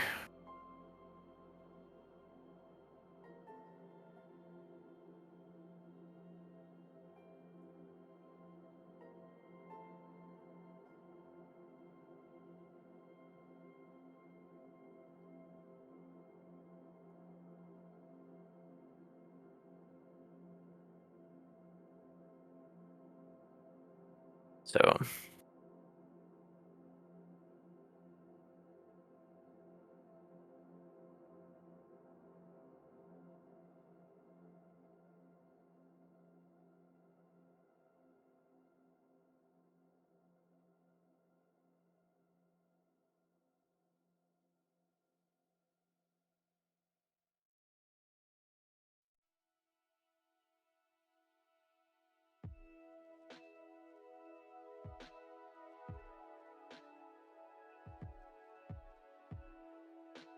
yeah, Night Sky. The lower the number in game, the slower the response time. And when you start getting into single digit tie-dye, things start to break. You run the risk of not even generating Killmail on whatever it is you're shooting. It's very, very undesirable. So I do wonder, this is, put your tinfoil on, guys. I do wonder if when CCP decided on doing this change, if they kind of expected / knew or had some kind of communication about this structure is definitely going to get shot. I mean, anybody can see it, right? At the end of the day, if you're going to make a change where these things aren't allowed in HiSec anymore, this is the only one. I mean, this comes back to a comment I made earlier on in the evening, which is this particular Keepstar, the Killmail is like a golden goose. It's not because the Keepstar is going to drop a bunch of assets or anything, but it is the first Keepstar that was ever dropped in HiSec. It is the only Keepstar that has ever been dropped in HiSec. And now it's the only Keepstar that will ever have been dropped in HiSec.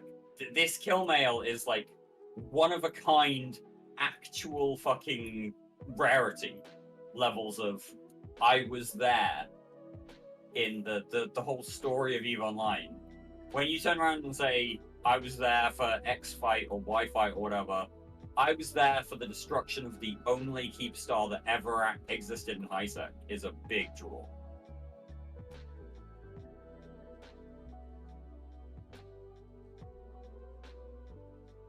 That's why it's been reinforced, right?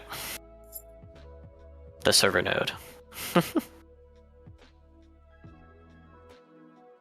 There was way back in the day, CCP actually had developers that were a part of alliances and players in the game. That's not the case anymore, but The devs can do that again now, actually. well, I know they can fly around and be in game, but to be actually associated they can with. actually, they can actually publicly be part of player alliances nowadays if they want to be again. Oh, I wonder when they change that policy. I'm showing my age here a little bit. Late 2019, as it happens. Well, that would make sense. They announced it. Oh, in, I remember that. Yeah, I remember. Yeah. In EVE London 2019. Yeah, so like for a lot of years after the whole T20 devs spawning items for their player alliance kind of debacle, yeah, that was a policy For the in Bob place days, that, yeah. you know, CCP employees could not play as part of player alliances. But yeah, no, they apparently decided that was dumb again, and let CCPers play with the rest of us plebs if they want to. They can and they do. Yeah, I need to check if CCP Convict is still a member of Init. That's a fair point. I haven't. I think most of them out in a while. I think most of them are with Brave right now. Last I checked. That also doesn't surprise me. CCP Aurora, who was previously Catalia Mist, was a big, brave personality. Led their Alliance tournament team for a number of years, and then when they got hired to CCP, was integral in bringing the Alliance tournament back. So yeah, like there's a bunch of like history there for at least Pat, and potentially others as well, right? Like I know CCP devs who've been members of wormhole groups, who've been members of Volta, who've been members of Brave, that whole thing. Like, yeah, there's a lot of CCPers out there who have a bunch of experience in the game, and I don't want to criticize those that don't have that experience when we're here talking about the fact that we are covering the armor reinforcement timer of the Keepstar in perimeter. We don't want to delve too deep into any other topics too much because this is our breaking news coverage here. The Keepstar is currently at 43% armor remaining. It's taken about 5 minutes to knock 6% off this armor timer, so things are proceeding apace. Server weather is a mild time dilation factor of 35% currently.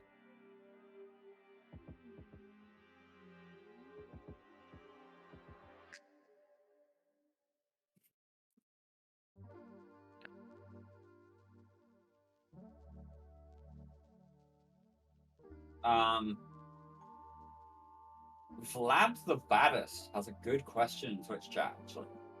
Will people who are on the sidelines watching, could they shoot the TTT when it's deep in structure to get that Killmail, possibly getting Concorded? So that's a really tough question to answer, but I guess it could be pulled off as long as you're in the system. When the actual thing goes poof, you'll pop up on the kill mail. So, but the thing is that it has to be the last 15 minutes of damage, and what's your criminal timer at when you get concorded like that? Shit, isn't it like 15 minutes or whatever before you can undock again? You Well, can Concord undock doesn't kill your again, pod. but They right? do kill your it's pod. a 15-minute. Oh, they No, do they kill don't your kill your pod. pod. Yeah. Concord do not pod people. Yeah, so you can just get popped and just hang out in system in your pod. But yeah, so I don't know. Is the answer that if you shoot it at like 3%, you're probably fine to get on the kill mail, and you get concorded, and then you just like warp your pod around the system for like 10 minutes and wait for it to die? Is that kind of how you get on this kill mail? That technically, yeah. I mean, it could work.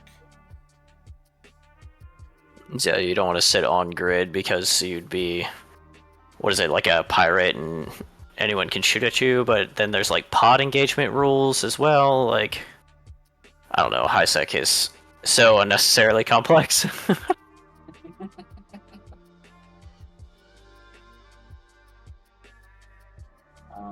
We do want to say as well, while we're here, thank you all to all of the first-time chatters. We're seeing a bunch of you in Twitch chat. Even if we're not like calling you out specifically, thank you very much for being here and engaging with us. Thank you everyone who is following or subscribing.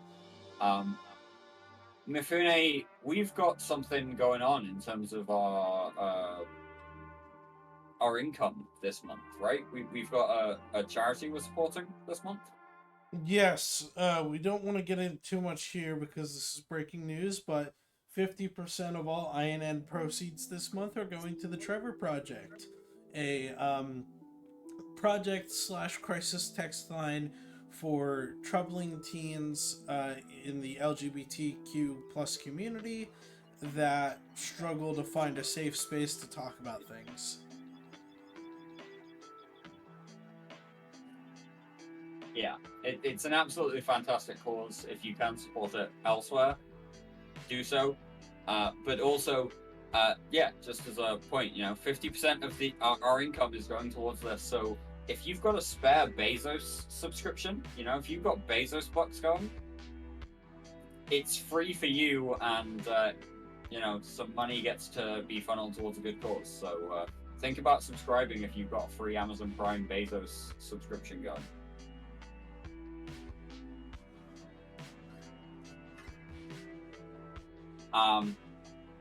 And immediately we see 2 gifted tier 1 subs from the Shrade. Thank you very much, buddy. We very much appreciate it. Yeah, so Haskett says, wouldn't you get a criminal timer? I'm assuming this is about the whole, if you shoot it at the end and then like go warping around. Yes, you get a criminal timer. That doesn't stop you docking up. And as long as you're in the system, when the thing dies, you get credit on the kill mail. So, yeah, it's like an easy way to get on this historic Keepstar kill. For sure. Oh my god, you guys are going crazy. Tangle Drellic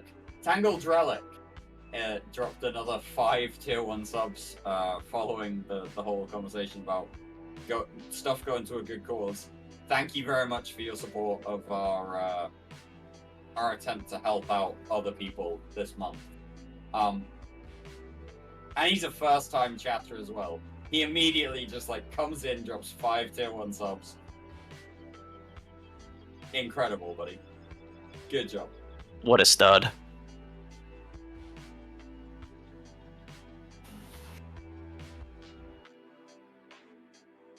The lung clap, we're still waiting to see what the hull timer will be. It'll be what?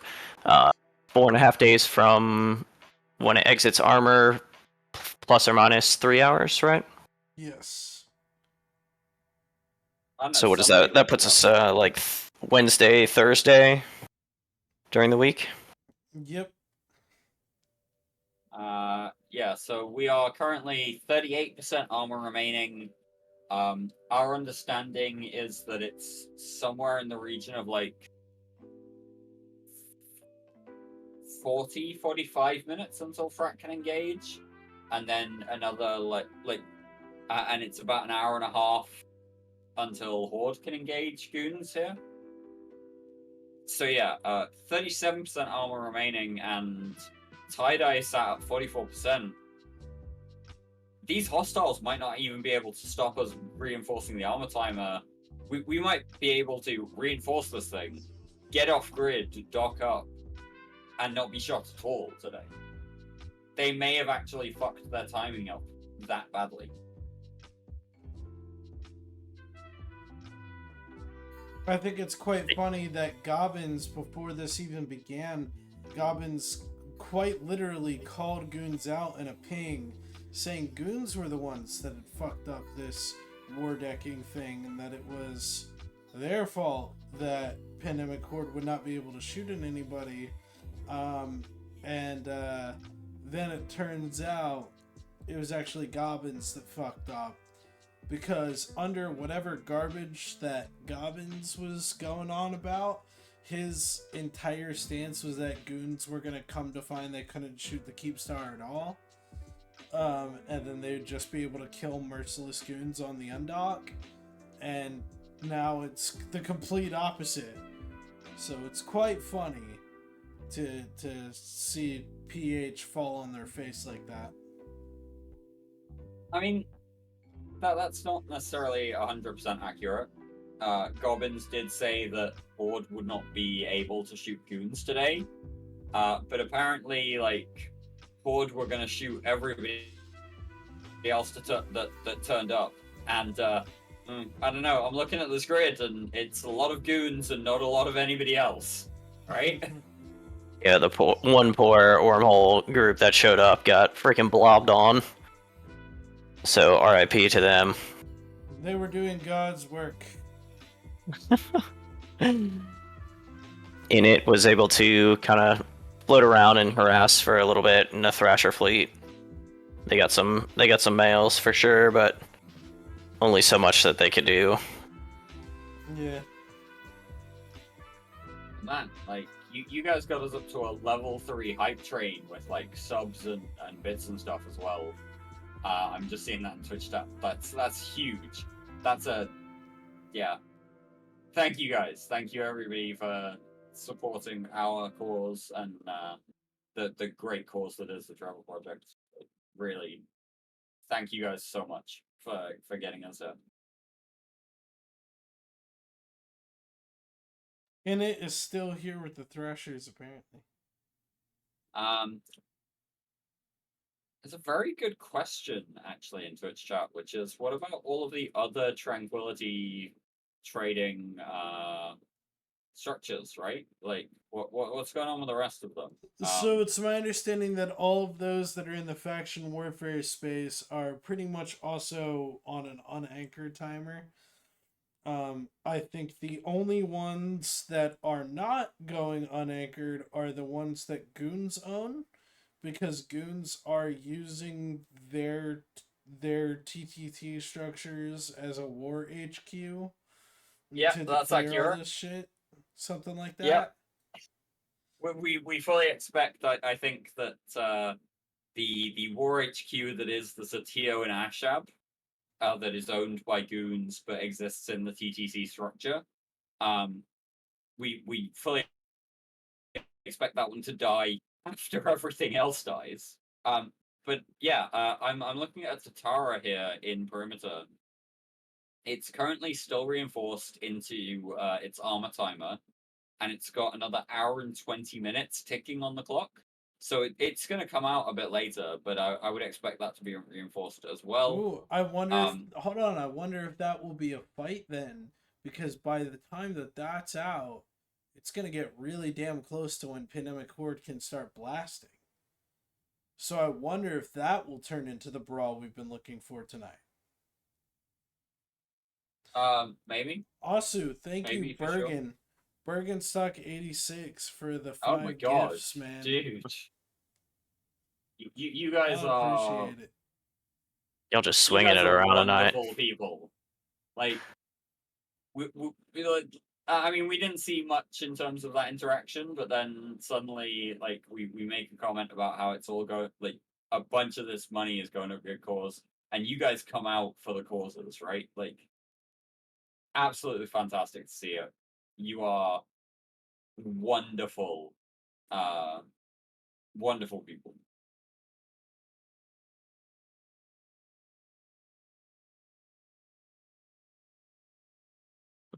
Also, Bergen. Bergenstock redeeming emotional damage here as Wow. as the TTC dies slowly. God, man is on a tear.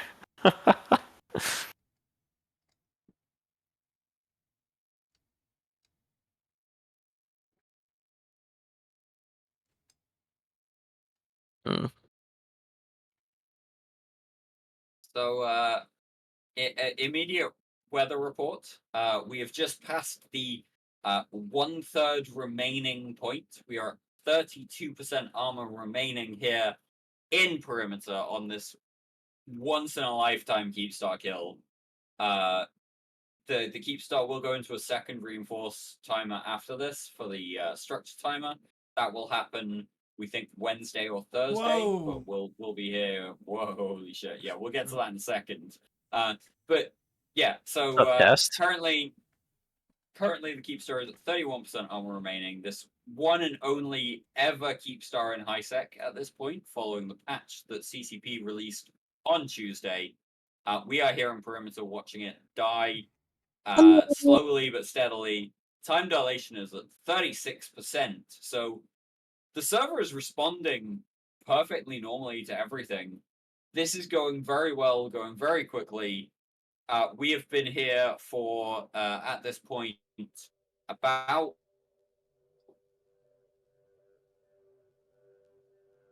what's that? An hour and a half? Well, I'm here now, so What's up, Don? how's it going? I would have been here sooner, but we were playing cards. Fantastic. So I do have to shout out Artie Mold. About an hour and a half. 50 31. Hold on, because we didn't get to this. Artie Mold, 50 tier 1 subs, bro. I so much appreciate that. Very nice. Thank you. Quick question. Who wants to give me a recap of what the evening's been like? So Horde fucked up the timing for the War deck standing stuff. So Horde does not get to shoot at goons tonight, at least for another hour and a half. That seemed to be their strategy according to Gobbins pings. Like, oh no. No, Gobbins intended to make it so that what Gobbins think he did was make it so that goons couldn't shoot the TTT until 2 hours after its fucking time. Not how that works. That's not how any of that works. Exactly, that's what I'm saying. Is that we declared war on them, like, well within time. Yeah, no, so right. The basis of Gobbins' ping was like, if you declare war, you've got a 24-hour timer. If you assist or if you assist and defend against a war, you get a 4-hour timer before you can shoot. So Gobbins' whole thing was like, we're Gobbins in his ping very specifically said, we're not going to shoot goons tonight. We're going to shoot every fucker else that turns up.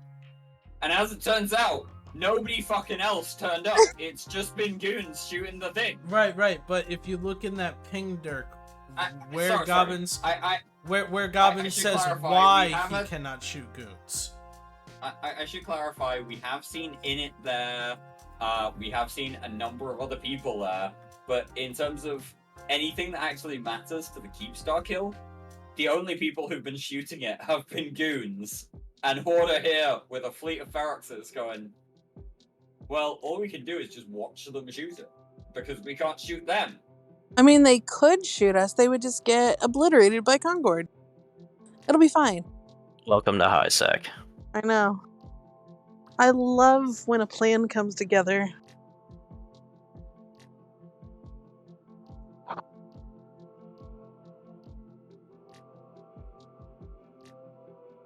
So in the meantime, I went to Lake Michigan today and went swimming and played cards, and it's been a good day. How's everybody else's days? I took a very, very relaxing day. Pretty much both me and my roommate, we have been doing so much over the past 2 to 3 weeks, and it was just finally we have a free weekend where we have nothing going on. We can just sit in the apartment and chill. So we ended up watching a movie. We baked some cookies for dessert after dinner. What? Did you guys make out? No.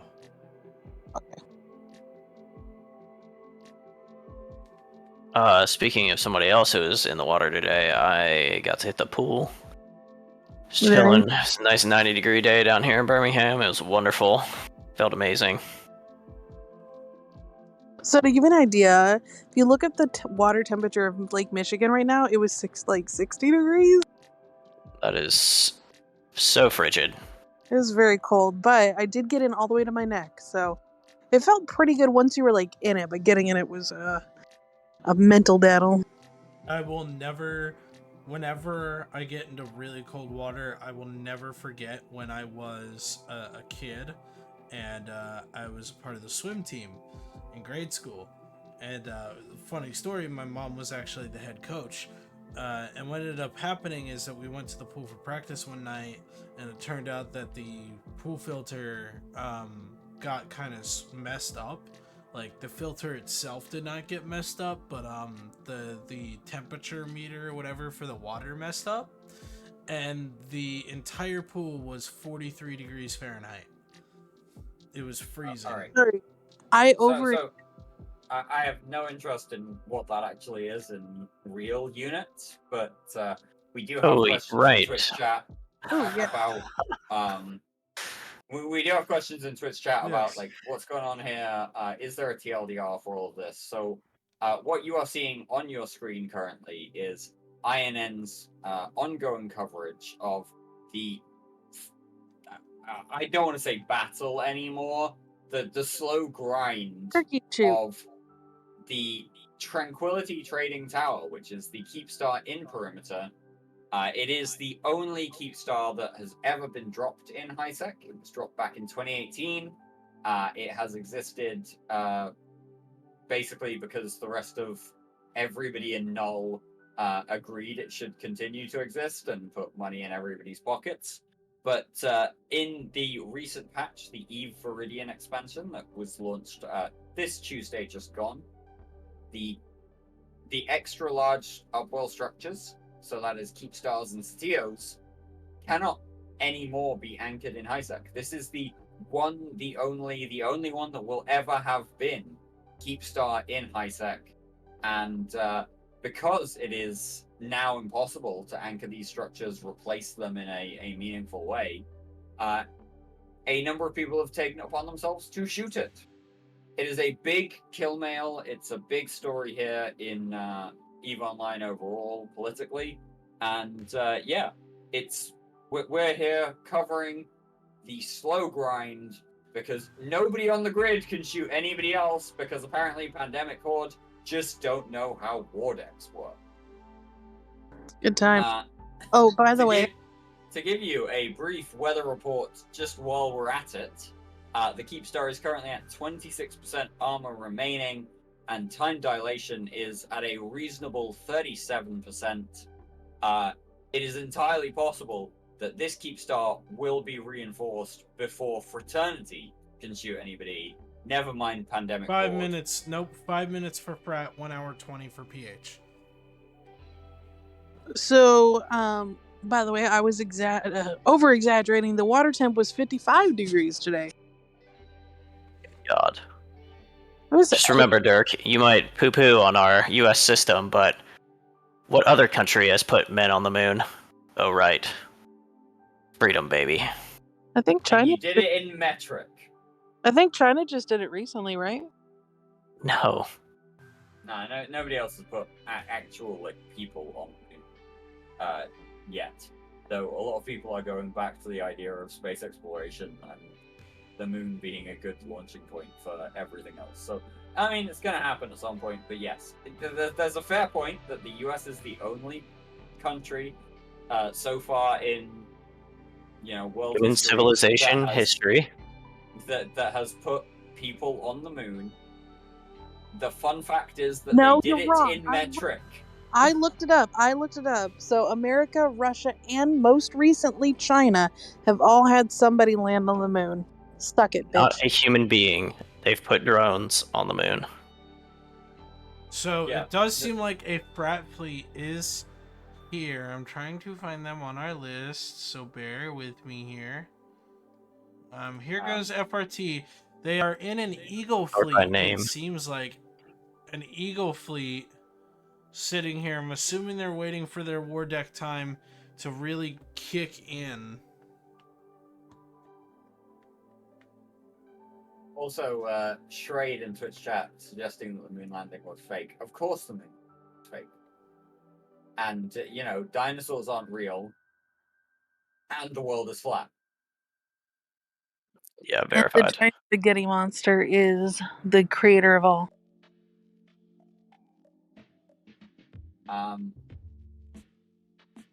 Nakabot, first time chatter in Twitch chat, when will it kick in the war? Which war? And Decoy asking, are you going to get attacked if you walk to the station as a neutral? No, like, you need to be in a...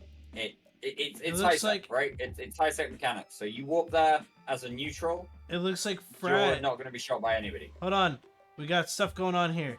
We now have Fraternity moving into a massive fight, it seems, off of the Keepstar between Frat and NC, it looks like. Right on the gate. What's going on there? I don't Like, know. who are they shooting? Who are all these I gray individuals on your We're about to find out, on your Dirk. view? We're dealing with a No. slice corn fleet. I'm seeing like gray battleships. Is that Concord there? Yeah, no, wait, could they? They are Caldari Navy. So these are the faction All right. police that go and shoot other things. Are they shoot leaving faction the warfare system, peeps. or are they Let's take a look. They are indeed. doing The something frat in it? fleet is jumping out of perimeter.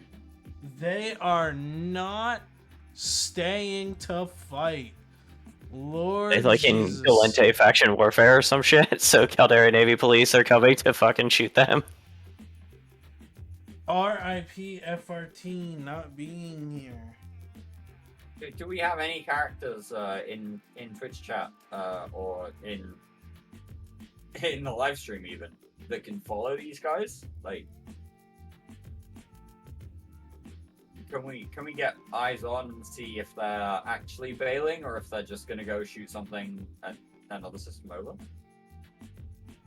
I'm at a lake house, so I cannot. But that is very interesting to see Fraternity be like, we are going to defend this structure, and we're leaving. Well, they You're can't so shoot right, anybody dog. yet, right? Like, They had only they 5 fucked up. They only had 5 minutes before they could shoot goons, so they intentionally left. Maybe they were just playing PH like the little suckers they are. Be like, yeah, we're totally going to wait for our war deck. War deck ends. We're going home. Suck it.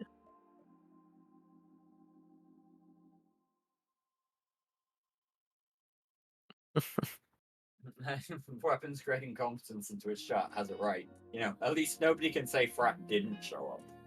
Yeah, no shit. And back to the north they go. Alright, we were here. They'll show up to whore on the mail like everybody else. Yeah, exactly. Yeah. NC still here doing something. Sitting, staring, watching a bunch of battleships shoot a Keepstar, I guess. So I guess apparently they jumped into Jita, so maybe they'll come back in. We'll see. It could be just trying to wait to time up the war deck situation with hordes, so that way they can't be they're not attacking goons piecemeal. But if they do that, and they don't at least try to contest, then this thing's 100% going to get reinforced well before horde can engage. Why would they leave the system? Like, They didn't want to fight. Why wouldn't They didn't want to fight. What's the engagement range on a rogue? Why would they not just bounce out to a structure in perimeter that has tether? There's a bunch of public ones. Like, did I choose you add them for tether? I choose you hadn't even excluded goons earlier on today. That's true. Billy didn't do that. There's a bunch of public places that you can tether in perimeter. Why would you not just go to one of them? Okay, so I have a question. How do you guys each personally feel about this unique structure being destroyed? Not that it's a high-sec, trade hub, blah, blah, blah, right? The fact that it's a unique structure that can never be replicated unless they change the game's code again. How do you guys feel about it being destroyed? I'm very happy that this is happening. Well, if we're like removing the mechanics and the trade element to it, right? Like I hope CCP enshrines it like they do with other monumental historical events in the game, for the sake of, it is the one and only, the one that only ever will.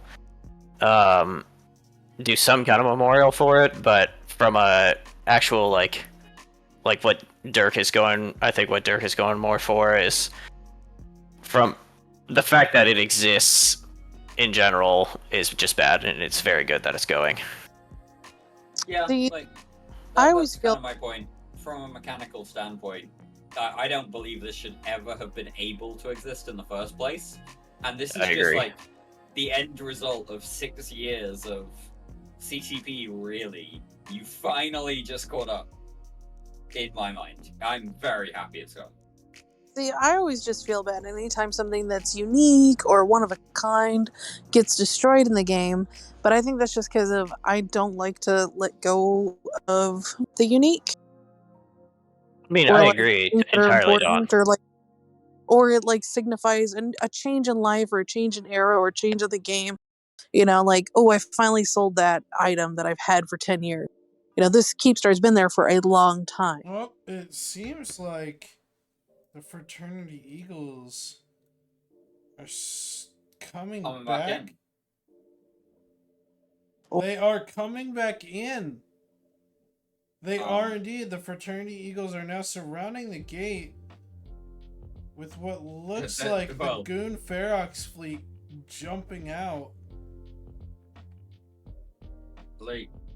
It looks like Horde are moving their Feroxes onto the Keepstar as well, for some reason. The Eagle fleet is also coming into the Keepstar grid, it looks like.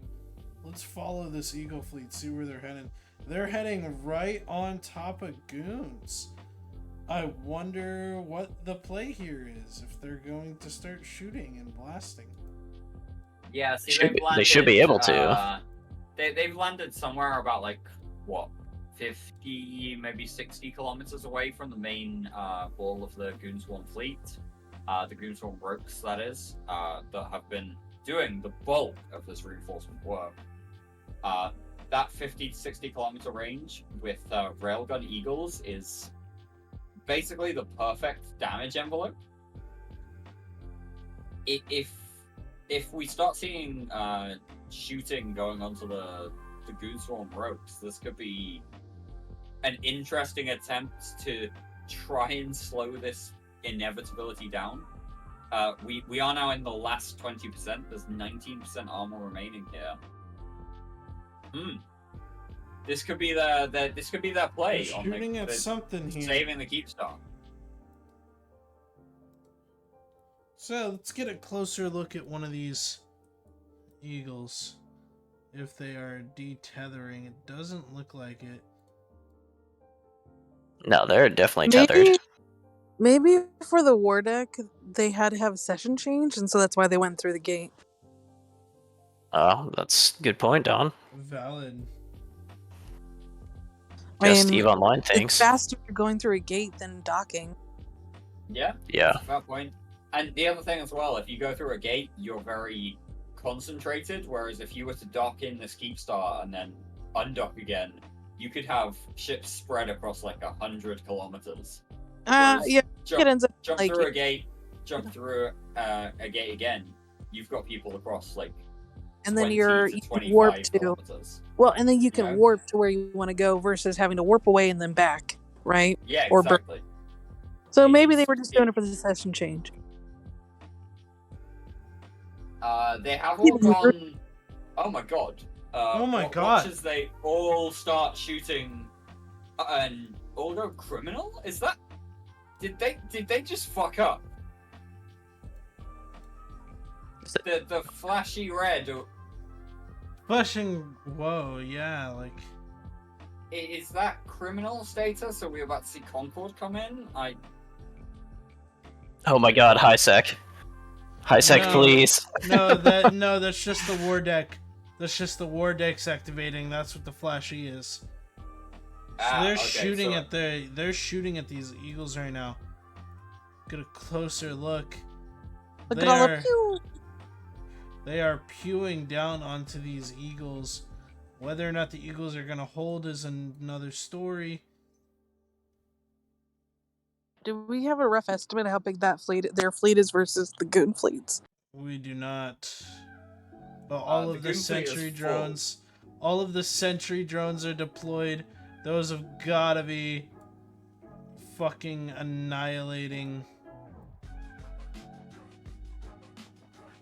So we are getting some combat here. Yep, warp scramble notifications, disruption notifications, these are all coming through on the general log. Keepstar is at 17% armor remaining. There goes an eagle this down. Is kind of like a distraction, but it might be enough of a distraction, maybe. A good fight is what it'll be. You know, it'd be nice as if the random high sec puppies would just deploy some vexers and use their drones to shoot it. It looks like the rogues are more or less one or two cycling these eagles. I mean, this is the sheer power of the rogue. Historically in Goonswarm, we've used the rogue and the maelstrom in Alpha Fleet. If you go back a few years, Alpha Fleet was fantastic because you would have two sets of guns and you would call two primary targets at the same time, and just the sheer amount of damage that would be alpha striked onto a target, you could do two primaries at the same time if you had enough mass. And it looks like the rogue fleet definitely does have that mass. Large Hybrids also got a buff with Viridian. Yeah, that's a very fair point, right? They got a damage increase. They got, I think, a better tracking increase as well. Yeah, it's a damage application. I'm not exactly sure. I thought it might have been range. Damage is for sure one of them, and that alone is big, especially for the rogue. We are also seeing now the Goon Feroxes. No, that's Horde Feroxes. Horde have just brought in a fleet of Feroxes on top of everything. To do what? Sorry? Like, Horde can't shoot anybody, as far as we're aware. Oh.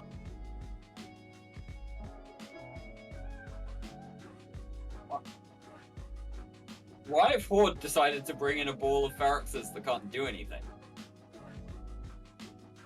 Well, to find out. Because they are all tethered up like flies.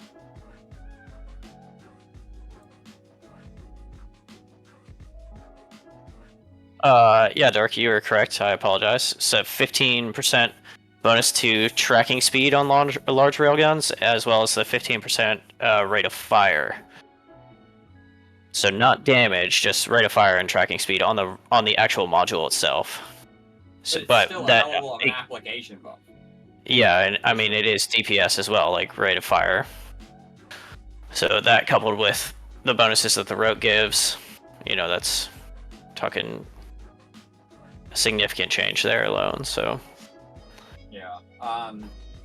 Just another elk in Twitch chat is suggesting the horde might be tie-dyeing by being on grid. That's a potential possibility. The weather report is currently 16% armor remaining on this Keepstar at currently 10% tie-dye. So tie-dye is maxed now for the first time this evening. This is the first time we've seen tie-dye all the way pegged. And things might start breaking a little bit in the next few minutes.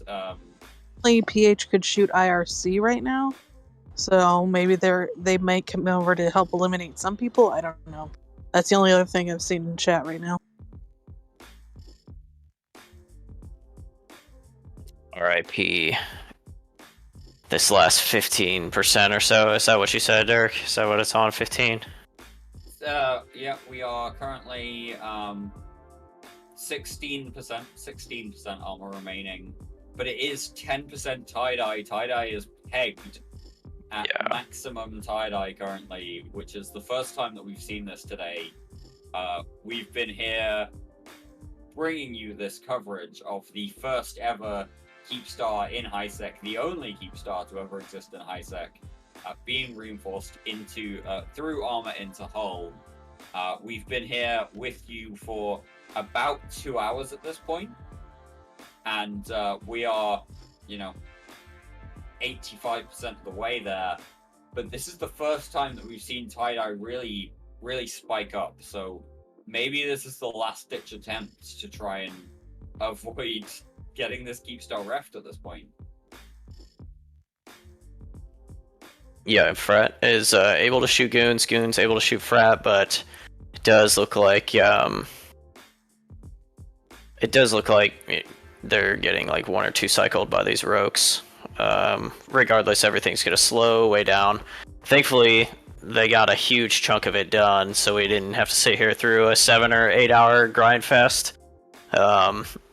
We've only been here for about an hour and 45 minutes or so. Well, like I say, we've been here. The stream time is 2.5 hours. The actual Keepstar timer is like 2:15 or so. It's been relatively quick overall. Thank God for that. I mean, admittedly, in these tie-dye situations, we're always going to have a bit of a slow turnaround. We're going to be talking about some of the same things all the time, but yeah. 2.5, like, if this comes out at 3 hours, it's going to be nice. Because if this had been pegged at max time dilation for the entire time, Arendis ran the numbers and published them in a comment on an article just a couple of days ago. At max tie-dye with this particular max tank fit, we've got to remember this Keepstar has 5 plates in slow slots. It could have been a 7.5 hour grind fest at maximum tie-dye. And we haven't seen that. So, small mercies.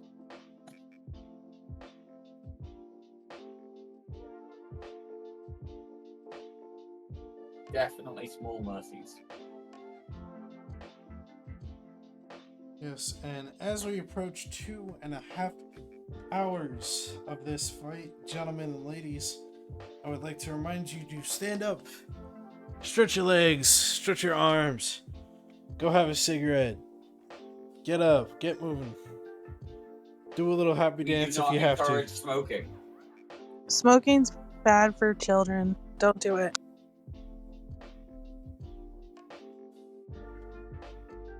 But yes, stand up, stretch, Bend over.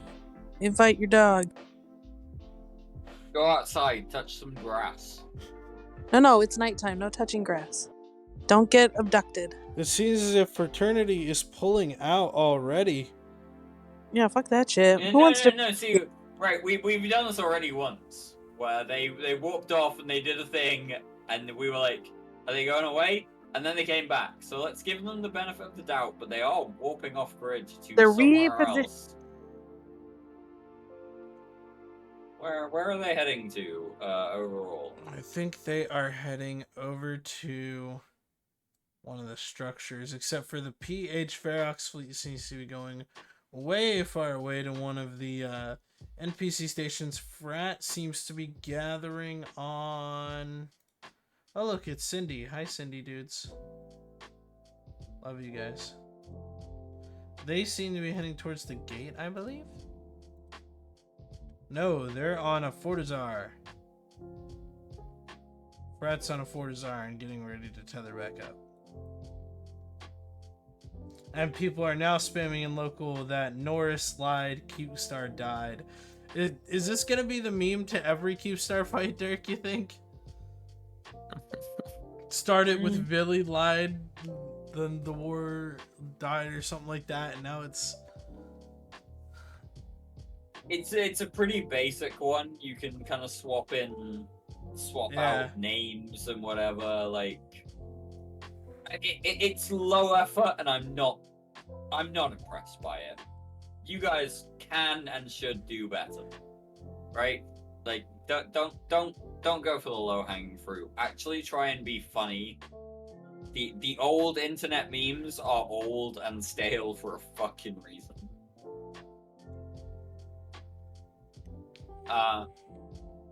Yeah.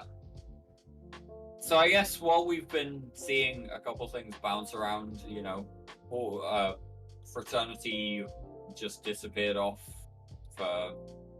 grid. somewhere. I am going to give an ongoing server weather update, which is that we are 14% remaining.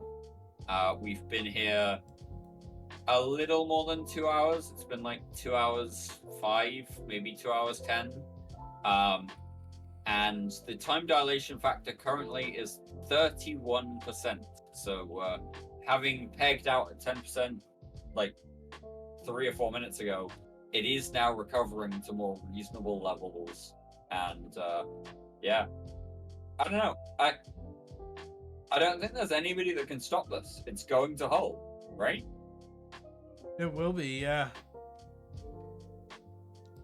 Don't say that. CCP could stop this. Sorry guys, unexpected downtime for the next 28 minutes. Like, Don't you bring those no, demons the in here, node Mifune. The node crashed. The tie-dye broke. You can't shoot. You must cycle guns in manually. Shoot, click, shoot, click. There's an assumption in there that CCP are competent enough to actually enact that without breaking something they didn't mean to break at the same time. There's a level of competence that you're assuming that I think is potentially beyond CCP a bit at the minute. Listen, if they say, hey, let's break this system and 2 systems break, it's just extra. Stop them. Oh, wow. Right. Now I'm going back to Twitch chat. We have a first time chat from Tahadiagal. My god, you're like I'm not bad at pronouncing names, and even yours trip me up. Alright. But he said that as a horde lineman, Gobbins' plan was fucking stupid. Instead of giving us content over defending the Keepstar, we just picked off stragglers where we could. Right? Like, okay. Apparently Horde's just kind of fucked it. I mean, that's what we... When he pinged that out, we're all just like, okay. Nice. I hope Horde gets frustrated with their incompetent leader. To be fair, every leader's incompetent. But Gobbins just is trying to get the gold medal. Take the cake, you might say. Yeah. It just doesn't make sense for for Asher- them not to contest. Like, Asher's smart in some things, but I'm not gonna say he's like amazing in other areas. But you know, that's what the rest of us are here for. I'm sure, but Gobbins, like, nobody in Horde was like, wait, this math doesn't add up. Nobody? This math ain't mathin'. Like, wait, we won't be able to shoot anybody for a couple hours. But we're gonna time it right, we swear. Like, So, it's I know that the Keepstar's gonna be into hull by the time Horde can shoot anybody. That's So, actually I know shooting the Keepstar.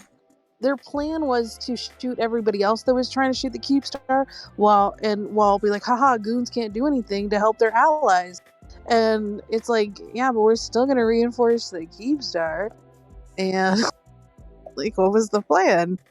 And so the allies were just like, I guess we'll just let you guys do it. And we're like, okay.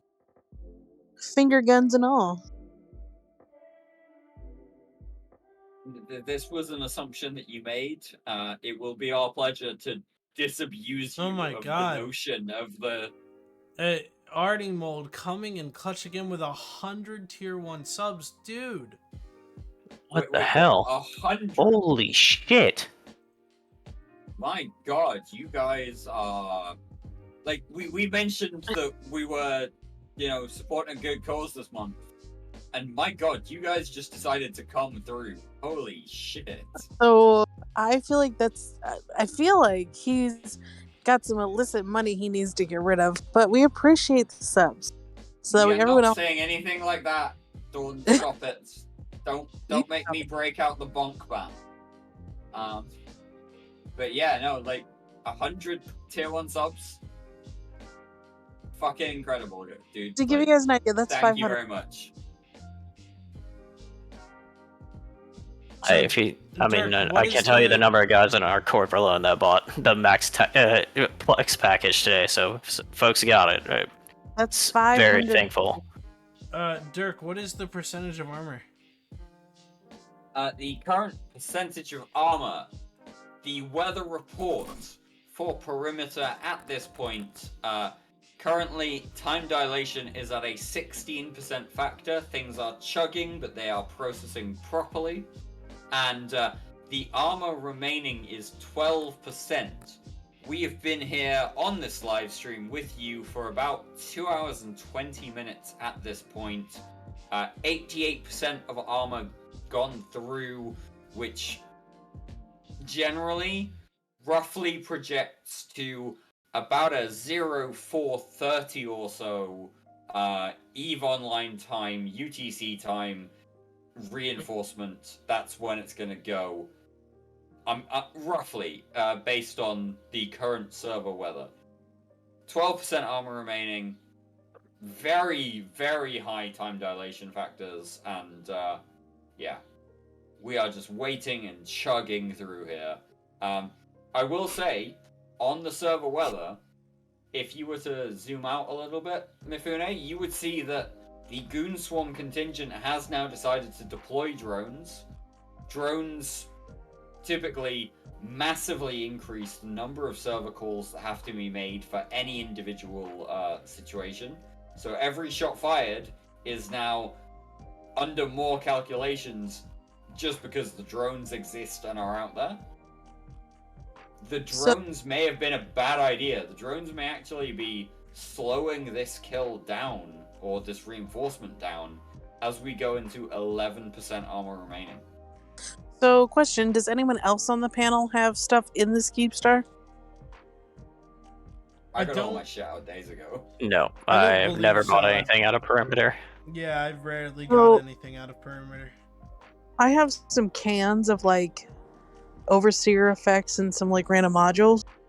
So I'm just gonna let that in asset safety because fuck it. But I moved all my clones because I didn't want to lose my pods. And I'm very annoyed killing this Keepstar only because I wanted to have a nice place that I could keep my pods, and I can't now. That is the key thing at the end of the day, right? Like, the assets that you have, as long as you're not sat in a ship or whatever, or if it's in a hangar, they go to asset safety. But if you aren't in the pod when the clone bay dies, which I actually think when it goes into the hull reinforcement timer, clone bays get turned off, right? Yes. So we could be seeing a bunch of clone deaths in the next 10 minutes as well. Well, the clones don't die yet until the rig is destroyed, which means when the Keepstar's destroyed, it's just that nothing new can be done with the clone bay. So it gets turned offline in the sense that you can't create new jump clones, you can't jump into the clones that you already have there. Right. So the implants get basically locked until the structure dies. And then when the structure dies, all of those implants will be considered within the death of the clone vat. Yeah. So, like, if you have implants in the Keepstar, if you have a jump clone with implants in the Keepstar, you might want to consider jumping to it very soon, and getting the fuck out of there with your implants while you can.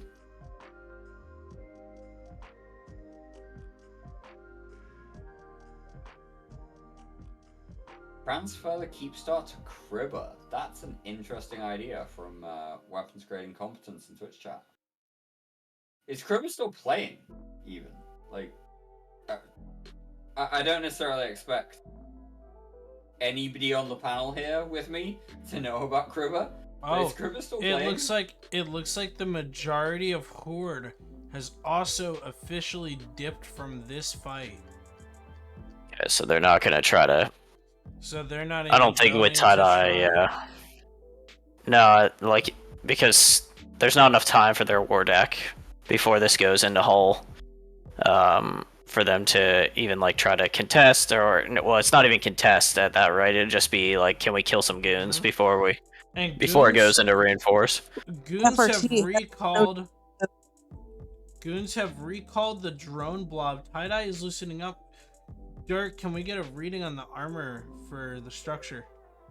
Well, I mean, like, weather report is currently time dilation factor of 34%. Things are loosening up a bit here and definitely carrying on.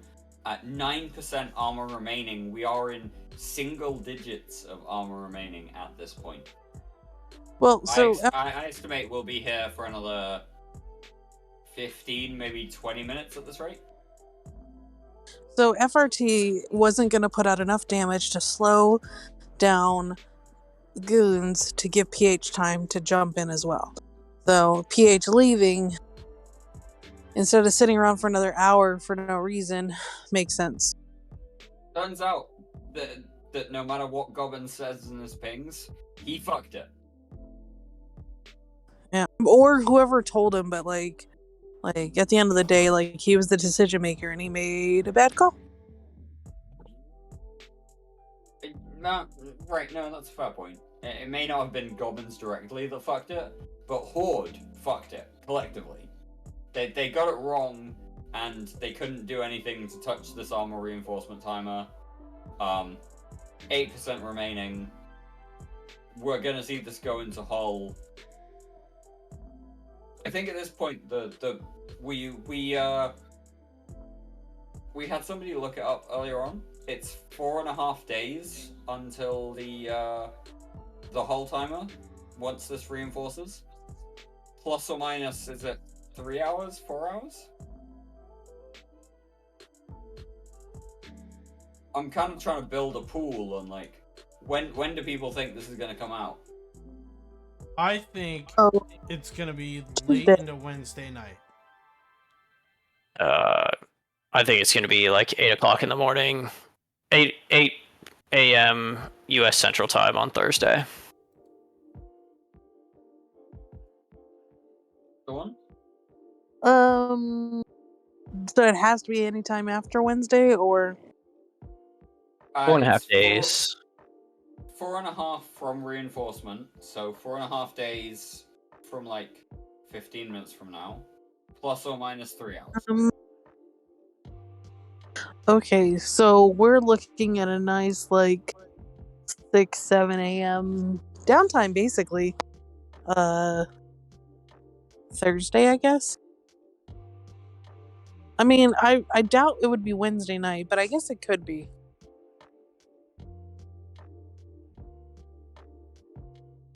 But that would just be too kind. Sisipe. Well, it's so 4 days from today would be what, Wednesday night at, call it 11 p.m. U.S. Central, 2300 U.S. Central, and then 12 hours from that is going to be 1100 hours Thursday morning, Yeah, plus or minus 3 hours. So it could be early morning USTZ, or it could be like middle of the day, or it could be middle of the afternoon USTZ. So it's gonna be a good EU time zone timer.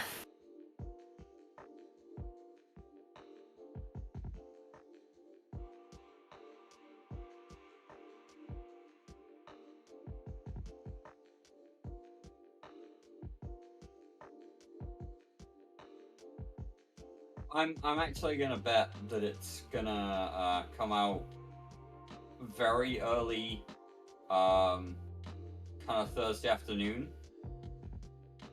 It's gonna be one of those where it's just the most awkward thing where people in Europe haven't finished working yet, so they can't get in on it too quickly, and the US guys haven't even woken up to decide whether or not it's worth taking off work for a day.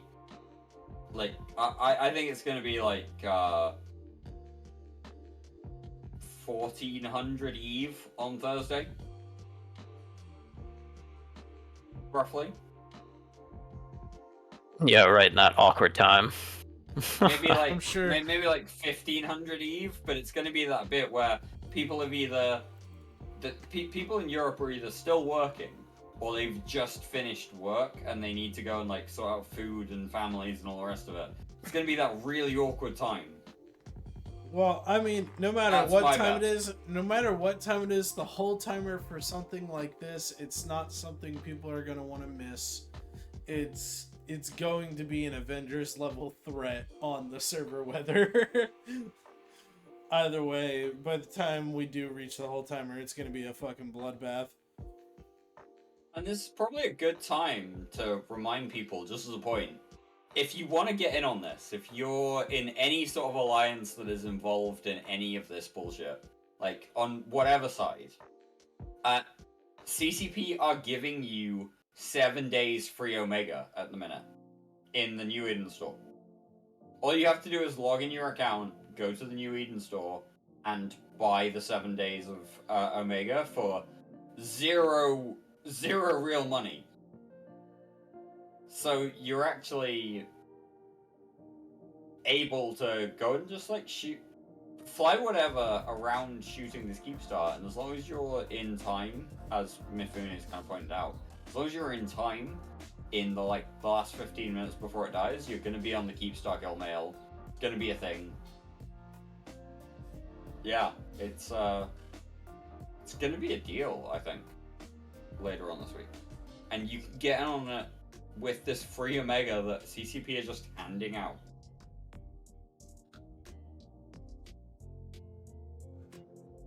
Alright, what percentage are we at now, Dirk? It looks like Tie-Dye's letting up even more. We are. The current weather report is 3% armor remaining. 3% armor remaining at a time dilation factor of 49%. So we are going to see this reinforced in the next 5 minutes or so. Yep.